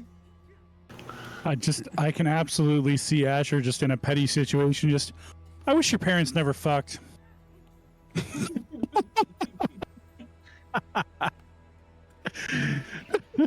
I could see it too. What a move to make. I guess at very least, it's good that he ended up getting that. Or at least getting to use it. Hey, it's pretty awesome. It is very nice. That is and that was random. Mm-hmm. She happened to pull that, and so when everything went down the way it went down, that's what she shoved down your throat besides her tongue. Yeah. So well, I mean, here's the cool part. I now know that since I have access to that, I have an out if she gets a little too clingy for my tastes. Oh shit! Fair. She's putting a lot of trust in you. Yeah, she may or may not have known that. I do want to point one thing out to Asher, just like above board to Bearded. If you undo a thing, remember when the rest of time unravels, what gets flattened out. After, or affected. I get it. Yeah, so if you undo your deal with her, well, no more shade, no more Slayer. A lot comes unraveled. Mm-hmm. That's and here's the weird part. She the way Jeremy is playing her is kind of okay, she's very clingy and creepy, but at the same time, it seems like she is okay. She had that whole, I mean, if you don't want to, do you want to be here? And I'm like, yeah, how do I answer this? Yeah, no, she's very aware of herself. That flag's very orange.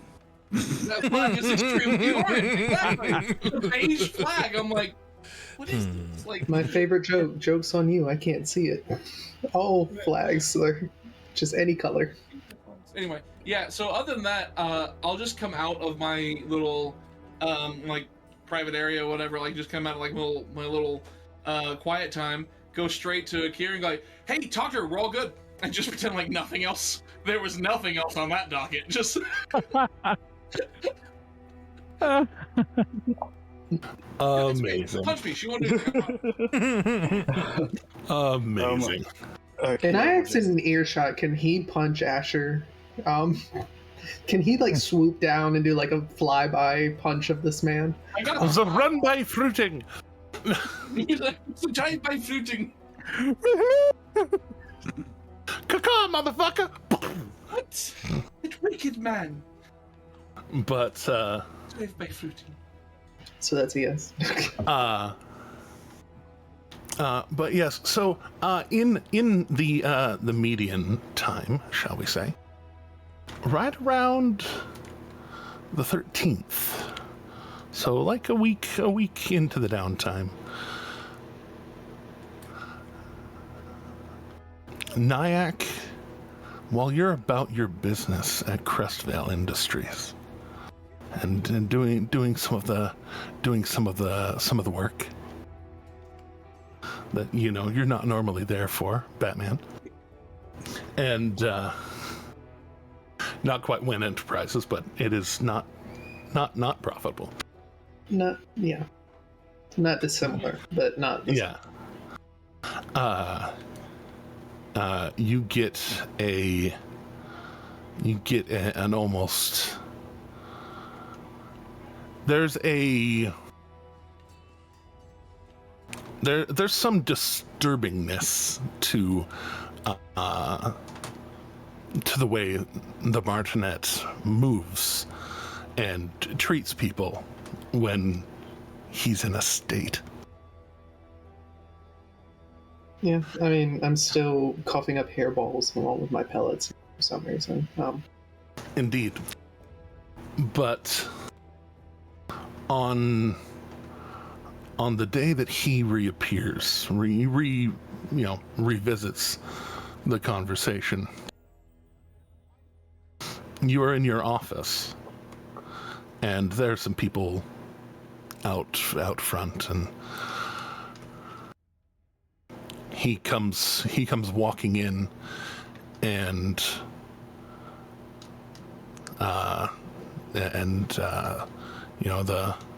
the front, they're saying, they say something about like, who are you, what are you here for? And he starts to walk by, and they go to stop him, and he just puts up his staff, twists, and 6 people stop moving. Just stop. And he keeps walking. Do y'all see why I said I couldn't kill this man outright?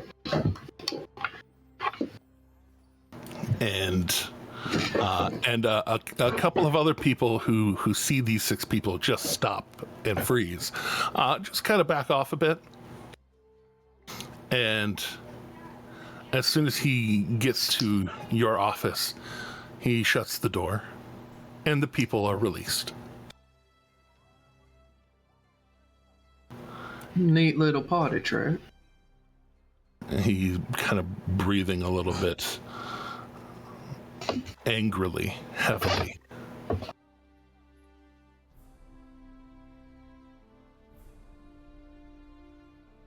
I'm sorry. I've been a little busy. Of course.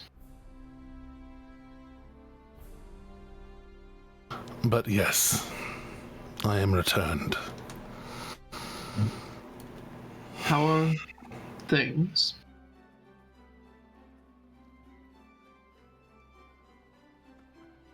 Less well than I would wish that they would be.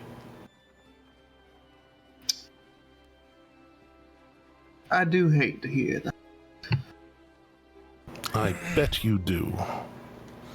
You wanted to speak with me again, and I'm back. Yes. As I understand it, my current objective is still the murder of Lucas Debatoire's father. Yes, Philavandrus has some information that interested parties would like to not be known by others. Of course. Some whispers have been heard that he's been talking. Those that he talked to have been corrected. But he himself is now a liability. Yes, I had an idea. Because from what I understand, I do not believe I can convince those with whom I'm traveling currently to gain that objective, but I do believe I have a workaround. Do you know how to modify one's memory at the height of magic?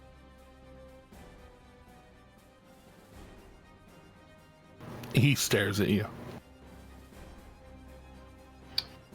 Because, as I understand it, there's a very particular group of the class, specifically a group called the Priory, currently in Rexentrum. I'd have to ask that you do not attack or apprehend these people currently.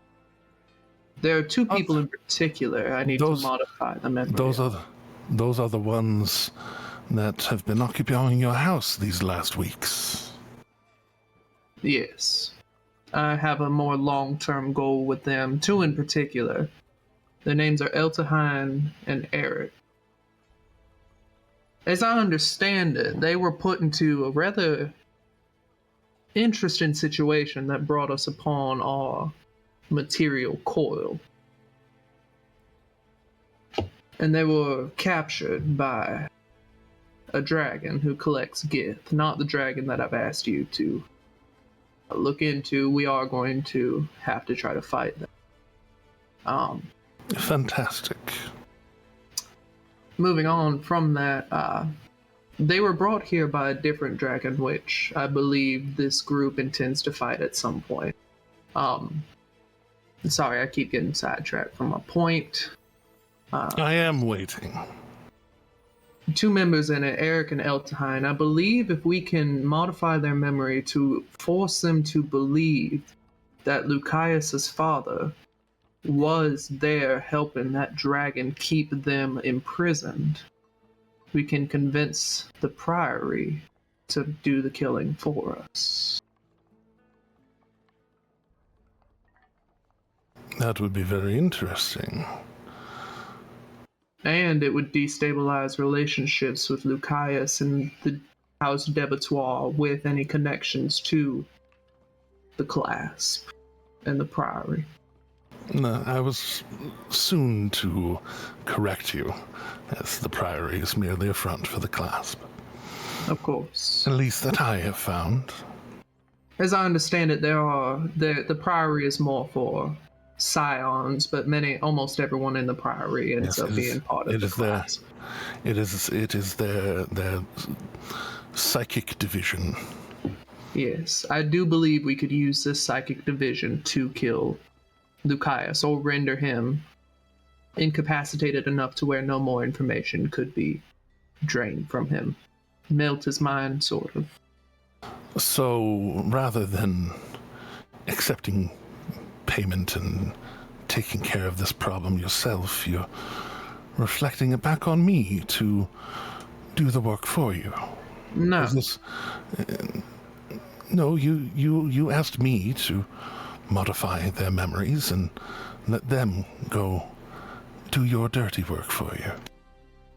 Well, modifying the memory is just part of it. I do intend, and I'm working to learn the spell of Dream to further reinforce that memory and to give them ideas of locations once I procure that location in order to guide them towards the goal of eliminating the target.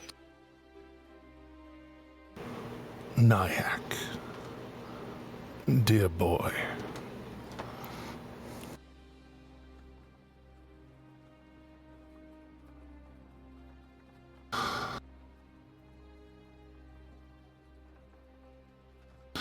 I'm coming to you now because the hawk has found himself his last breath.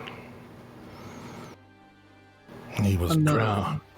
He was drowned by these wild ones that I spoke of before. A werewolf travels among them, held his face underwater until he couldn't breathe. He was loyal. He was killed, brought into his clone, and then came back to save me. That is loyalty. You being told to kill Philavandrus was not a matter of convenience. Honestly, not even a matter of anything of that sort.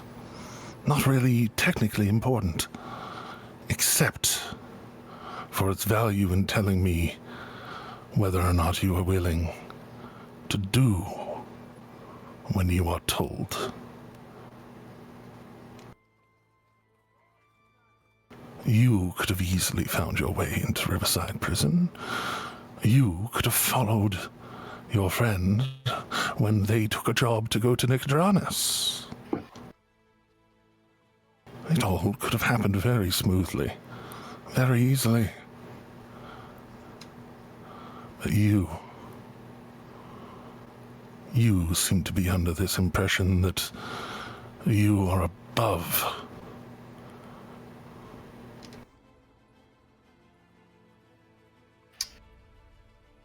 Do you remember when you took over this post? When you took it from Trent? Do you remember how it operated then? No. I did not have a particular interest in the way Trent ran his business. I took it over because I saw an opportunity, tools to be used. You may want to consider... Well-crafted tools. Very intelligent tools. You may want to consider the rate at which you are breaking your tools. Well, if all of them would work in concert, I wouldn't be losing them. You do know they have strengths, and they have weaknesses.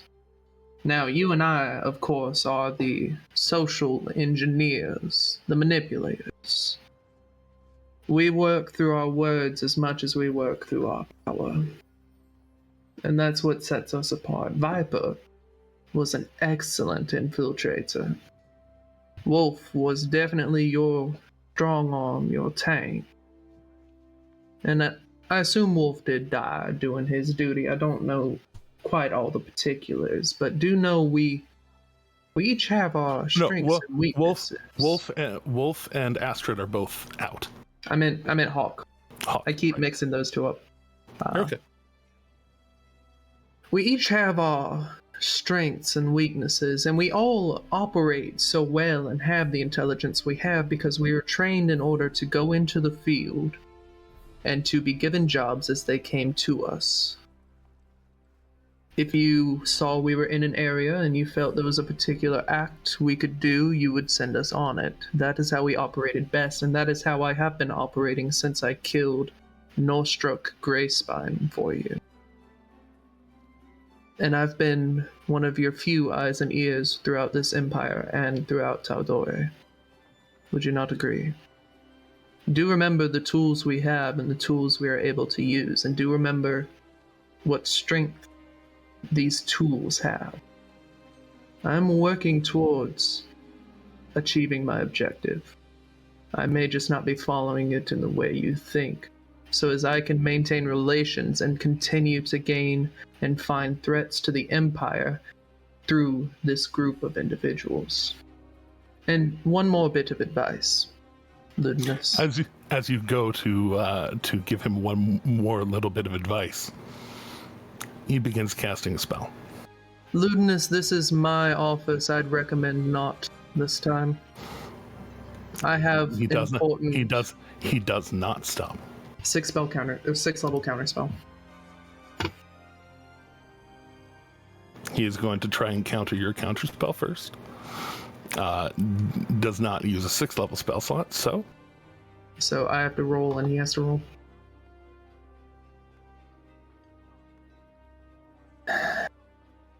He's throwing die. Well, I rolled a 26. Well, he had to roll against yours first. Yeah. Oh, he did. And a 24 it is. Okay.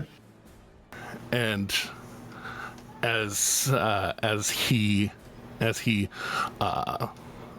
conjures the spell in his hand, and you this time shrink down to like a little baby turtle. Oh, great. He little baby Horatio. little baby turtle. Little baby Horatio. I can hear him now. Yeah. Pigeon!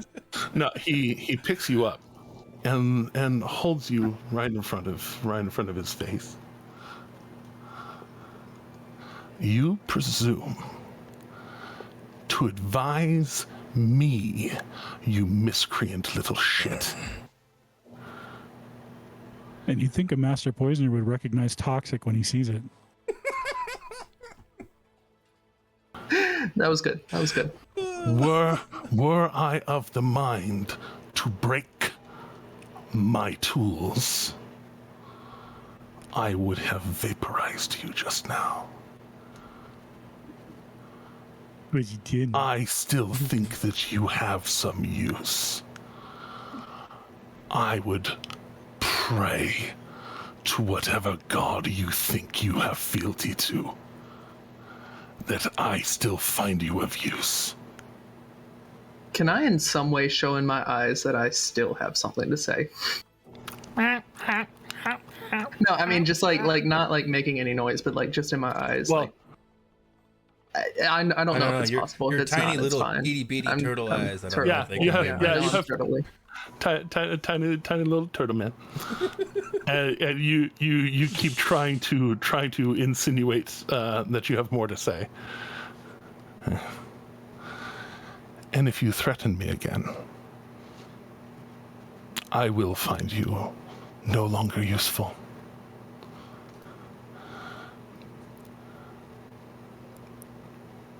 Find your way out of this one. And he sets you down on the table, takes your waste bin, flips it over, and sets it on top of you. And you hear him teleport away. Cool. Great guy. And it takes not terribly long, because you were in business.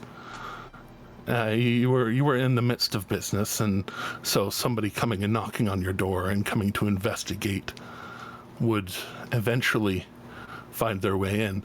It takes more than an hour, and you remain a turtle for more than an hour. Okay. And can I pantomime that I am Nyack in some way? Like point out like my name on a piece of paper or something? Oh yeah, no. When they come in and they see, and there's a moment, because like somebody who just froze 6 people came in, and then there's a turtle on your desk under a wastebasket, and he's not in there anymore. There was a series of events that led to your being turtled. Yeah. And you being discovered turtled. And it takes several attempts, because there are other magical people that work here, particularly on the board.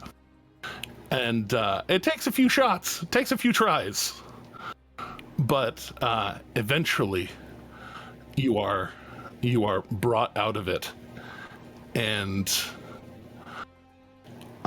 the chairman of your board, who is there, looks you dead in the eyes, and she says, "The Martinet. What business do you have with the Martinet?" I don't know. Honestly, I'd only seen him once or twice before this point, and now that I know he's the Martinet, I find that quite interesting. Martinet Luteness Deleth is not... It's not someone we really like to do business with directly. He may have some sway at the academy, but he is a despicable piece of shit. I'm gonna look at myself and I'm gonna say, "You don't say." Indeed. I don't know what you did to make him polymorph you. Your guess is as good as mine. Whatever it is, fucking figure it out. We can't have that. We can't have that sort of violence coming into our home. If he had half a mind, he could have blown up our entire office. Yeah, he's an interesting one from what I see. I do apologize.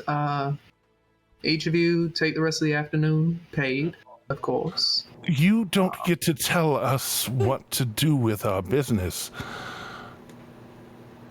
You are merely a member of the board, not the chairman. I would also like to remind, and I mean this with the most respect I can, when my parents passed, the company was passed on ownership-wise to me. Now, the board may run things, of course, but in the end of the day, what's her name? Yeah, you're making me actually make her name. I love that. I love that for both of us. Give me a second. Yeah. I will pull up my... I have a list of characters. Yeah, I don't even have to do a name generator. I just have a list of characters. Let's fucking go. Yeah. Here we go. There she is. Let's look up one of those.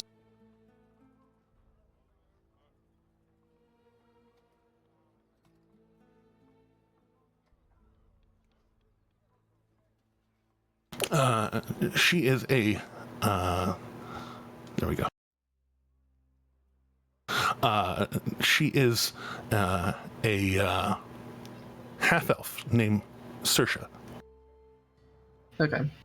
So, if I may just say, and I mean this with the utmost respect, but it is, as I said, I am the owner, and it is Cressvale Industries, not Saoirse Industries. So don't take the day if you don't want. I was merely putting the offer out there since we all have had a rather taxing day, as you can see. You have had a taxing day. The rest of us, it is merely another day. I can understand if business is too hard for you. I'm going to lean in. You take the rest of the day. I'm going to lean in and I'm going to say, I respect you, and I have you in this position because I feel you can best run my father's industry. You can best run, my industry. Please don't make a scene, because I want you to maintain the respect of our employees for after I leave here. And do not insinuate that I do not know how to handle business when I need to handle business. Are we absolutely clear, or do I need to make sure our board is wiped and brought anew? I would love to see you try and handle your father's business. Now, are we going to have a scene or are we going to go our separate ways? And I am using my words of terror. Make it so. What's the save on that? I believe it's 17. Let me confirm. Wisdom, right? Yeah, DC 17 wisdom. She is none the wiser, however. Okay. No, yeah, of course. Ironically, I picked someone whose full name, her last name being a little more florid, also happened to have a veil in it. That wasn't on purpose, I swear to God. Of course. Why don't we just leave it there, and we agree that we'll meet again at the next board meeting. Now, if you'll let me clean up my office in peace, it would be great. And as soon as she leaves the room, I'm casting Sending to Ludinus. And she will exit the room, shut the door, and back to work, everybody. Everything is safe. We are okay.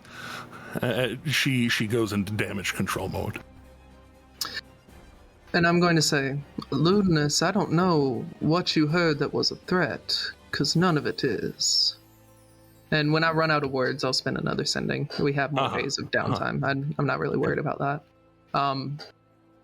But the bit of advice I wanted to leave you with is, seeing as we are so similar, cast new Sending, my second Sending, I guess.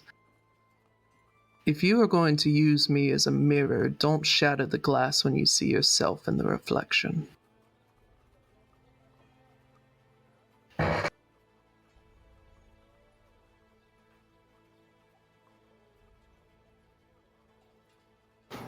I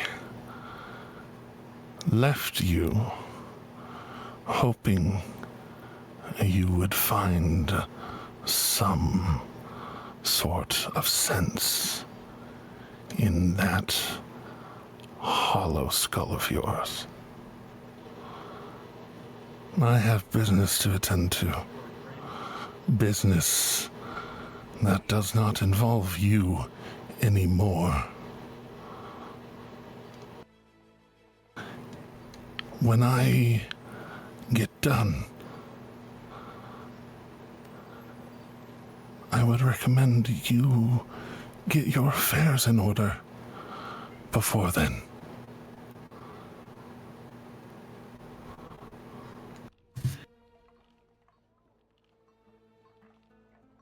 He did just openly and actively say that he's planning on killing you now. Yep. Of course, yeah. Yeah. Just make sure to be totally clear, totally transparent. No, yeah, I figured as such. Oh. But with that, unless there's anything else to do during this downtime, he asks actively. I mean, more research, of course. Yes, of course. You know, I think I actually want to start a Cordite fight club. Just kidding. We'll see about all Rule that. one of Cordite Fight Club. You don't talk about Cordite Fight Club.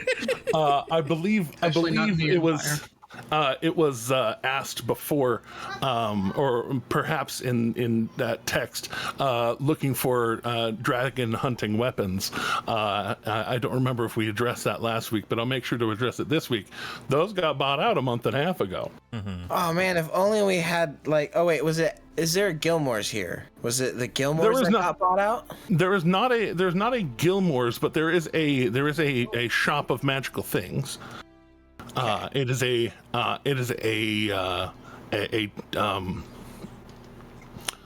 branch of the Invulnerable Vagrant. I will say, even though it was bought out a month and a half ago, it's probably still laying with their dead bodies at the entrance of a cave somewhere. For sure. Probably not the end I'm of it. pretty sure I had a deal with Gilmore though that like when I was done holding onto this giant slayer's axe, I could maybe hit him up and be like, "Hey, could I have a dragon slaying axe instead?" or something. And he was like, "I'll talk to you about it then."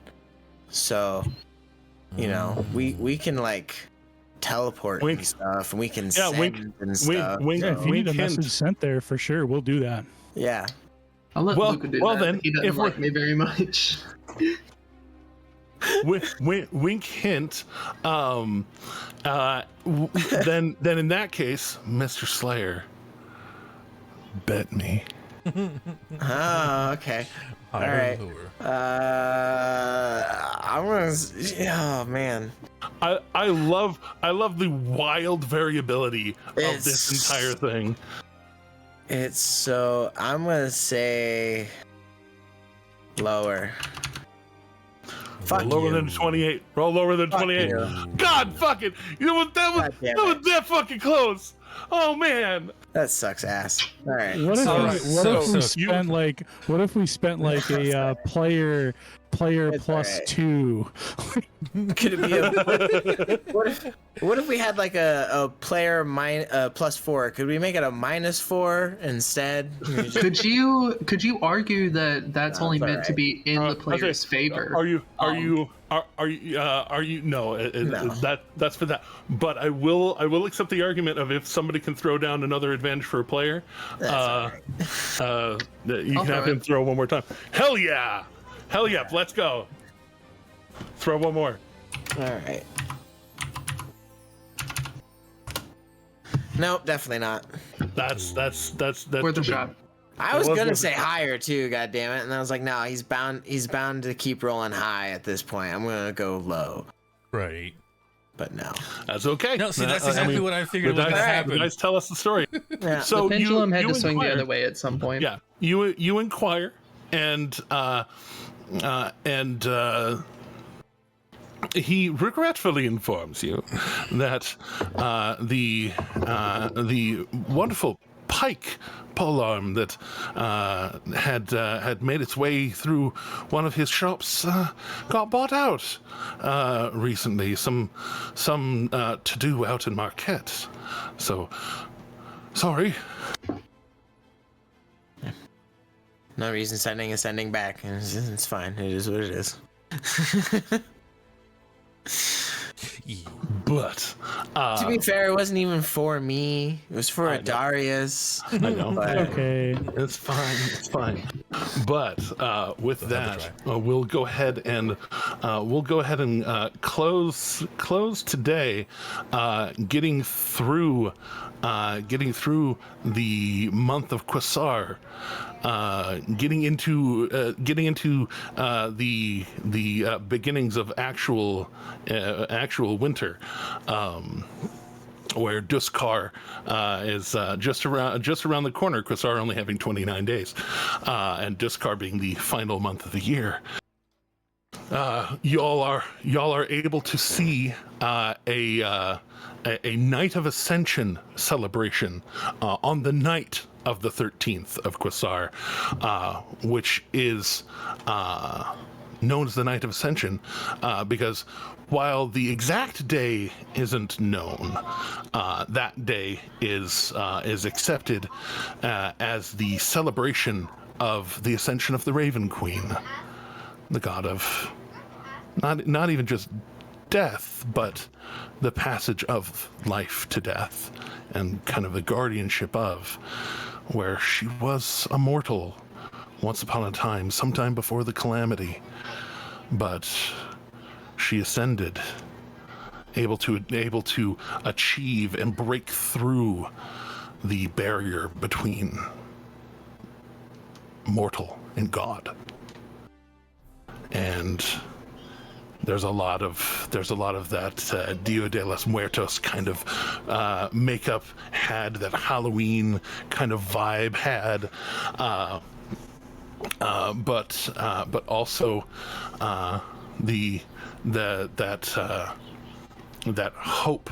You know, a lot of the other kind of churches kind of use that as a time to preach, you know, hope for mortals to be able to achieve such high, lofty goals. If only you put your trust. So on and so forth. much to Slayer's comprehension, especially there in the Mantle of Moradin, where some of you hear this kind of thing being preached. Not only within the Mantle of Moradin itself, but some of the kind of, street preacher kind of people that are allowed to street preach. A lot of them have very similar messages on this day, like they're reading from the same playbook. And that's not just a Slayer observation.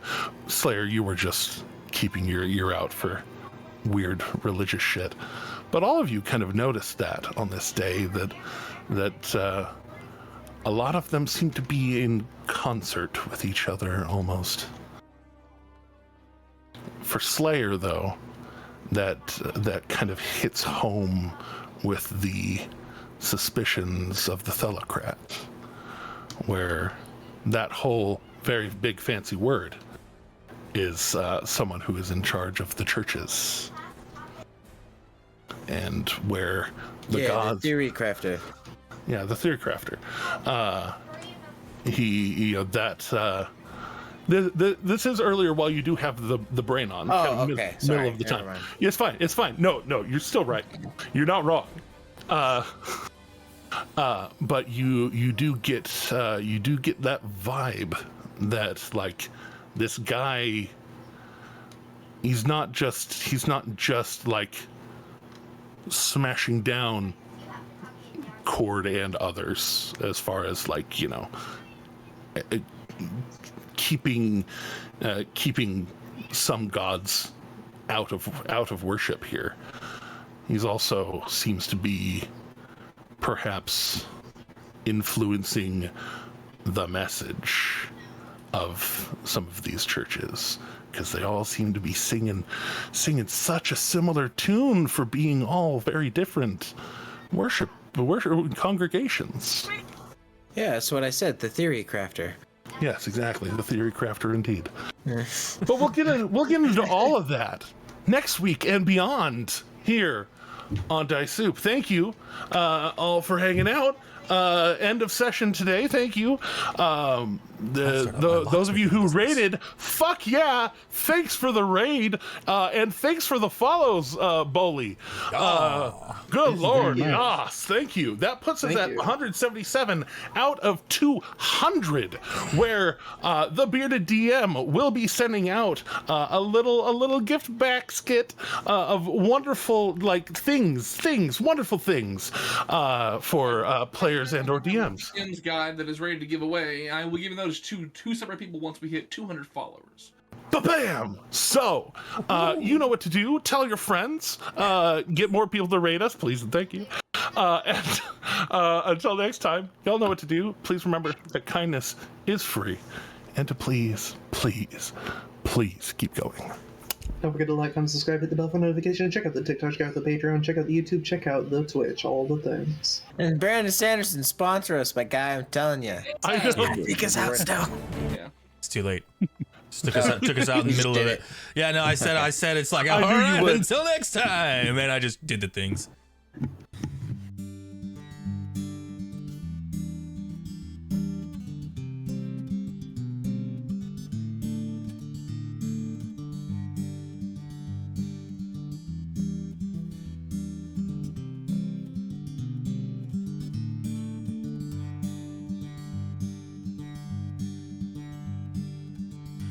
Everyone knows the lily of the valley, a sunburst of a dahlia, of roses sharp thorns. But the prettiest, sweetest of the flowers only grows on the farther shore.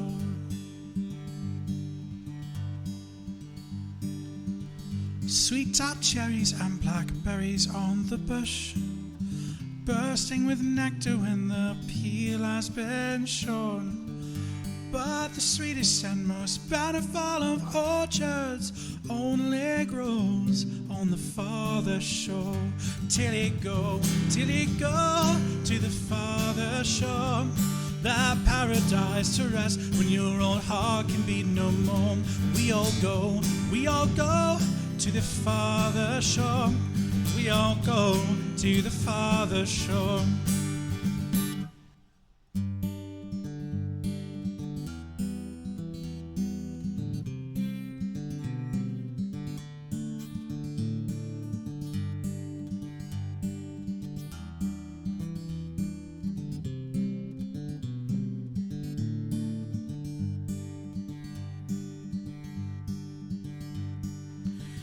Wild temptations haunt this earthly coil.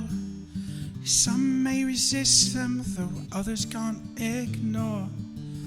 But the promises of pure imagination take us all to the farther shore. It must be everything that everyone was promised. It must be all that we could ever want and more. It must be better than the love we leave behind us. They only know on the farther shore. Till I go to the farther shore. This paradise to rest when this old heart can beat no more. We all go to the farther shore. We all go to the farther shore.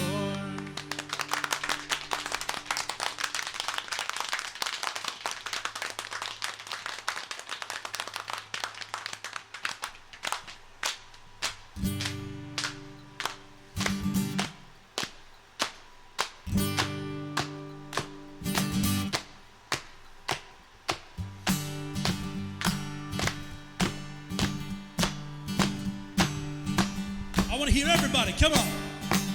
Till I go to the farther shore.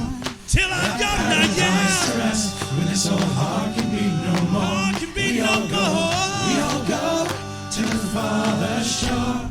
Let me hear you now. To the farther shore. Show a grin, wake the dead. Till I go to the farther shore. Till I go now, yeah. Rest when this old heart can be no more. We all go to the farther shore. Let me hear to the farther shore. Let me hear your voices, everyone. To the farther shore. Sing it, everyone. To the farther shore. Thank you very much, everyone. In memory of a friend.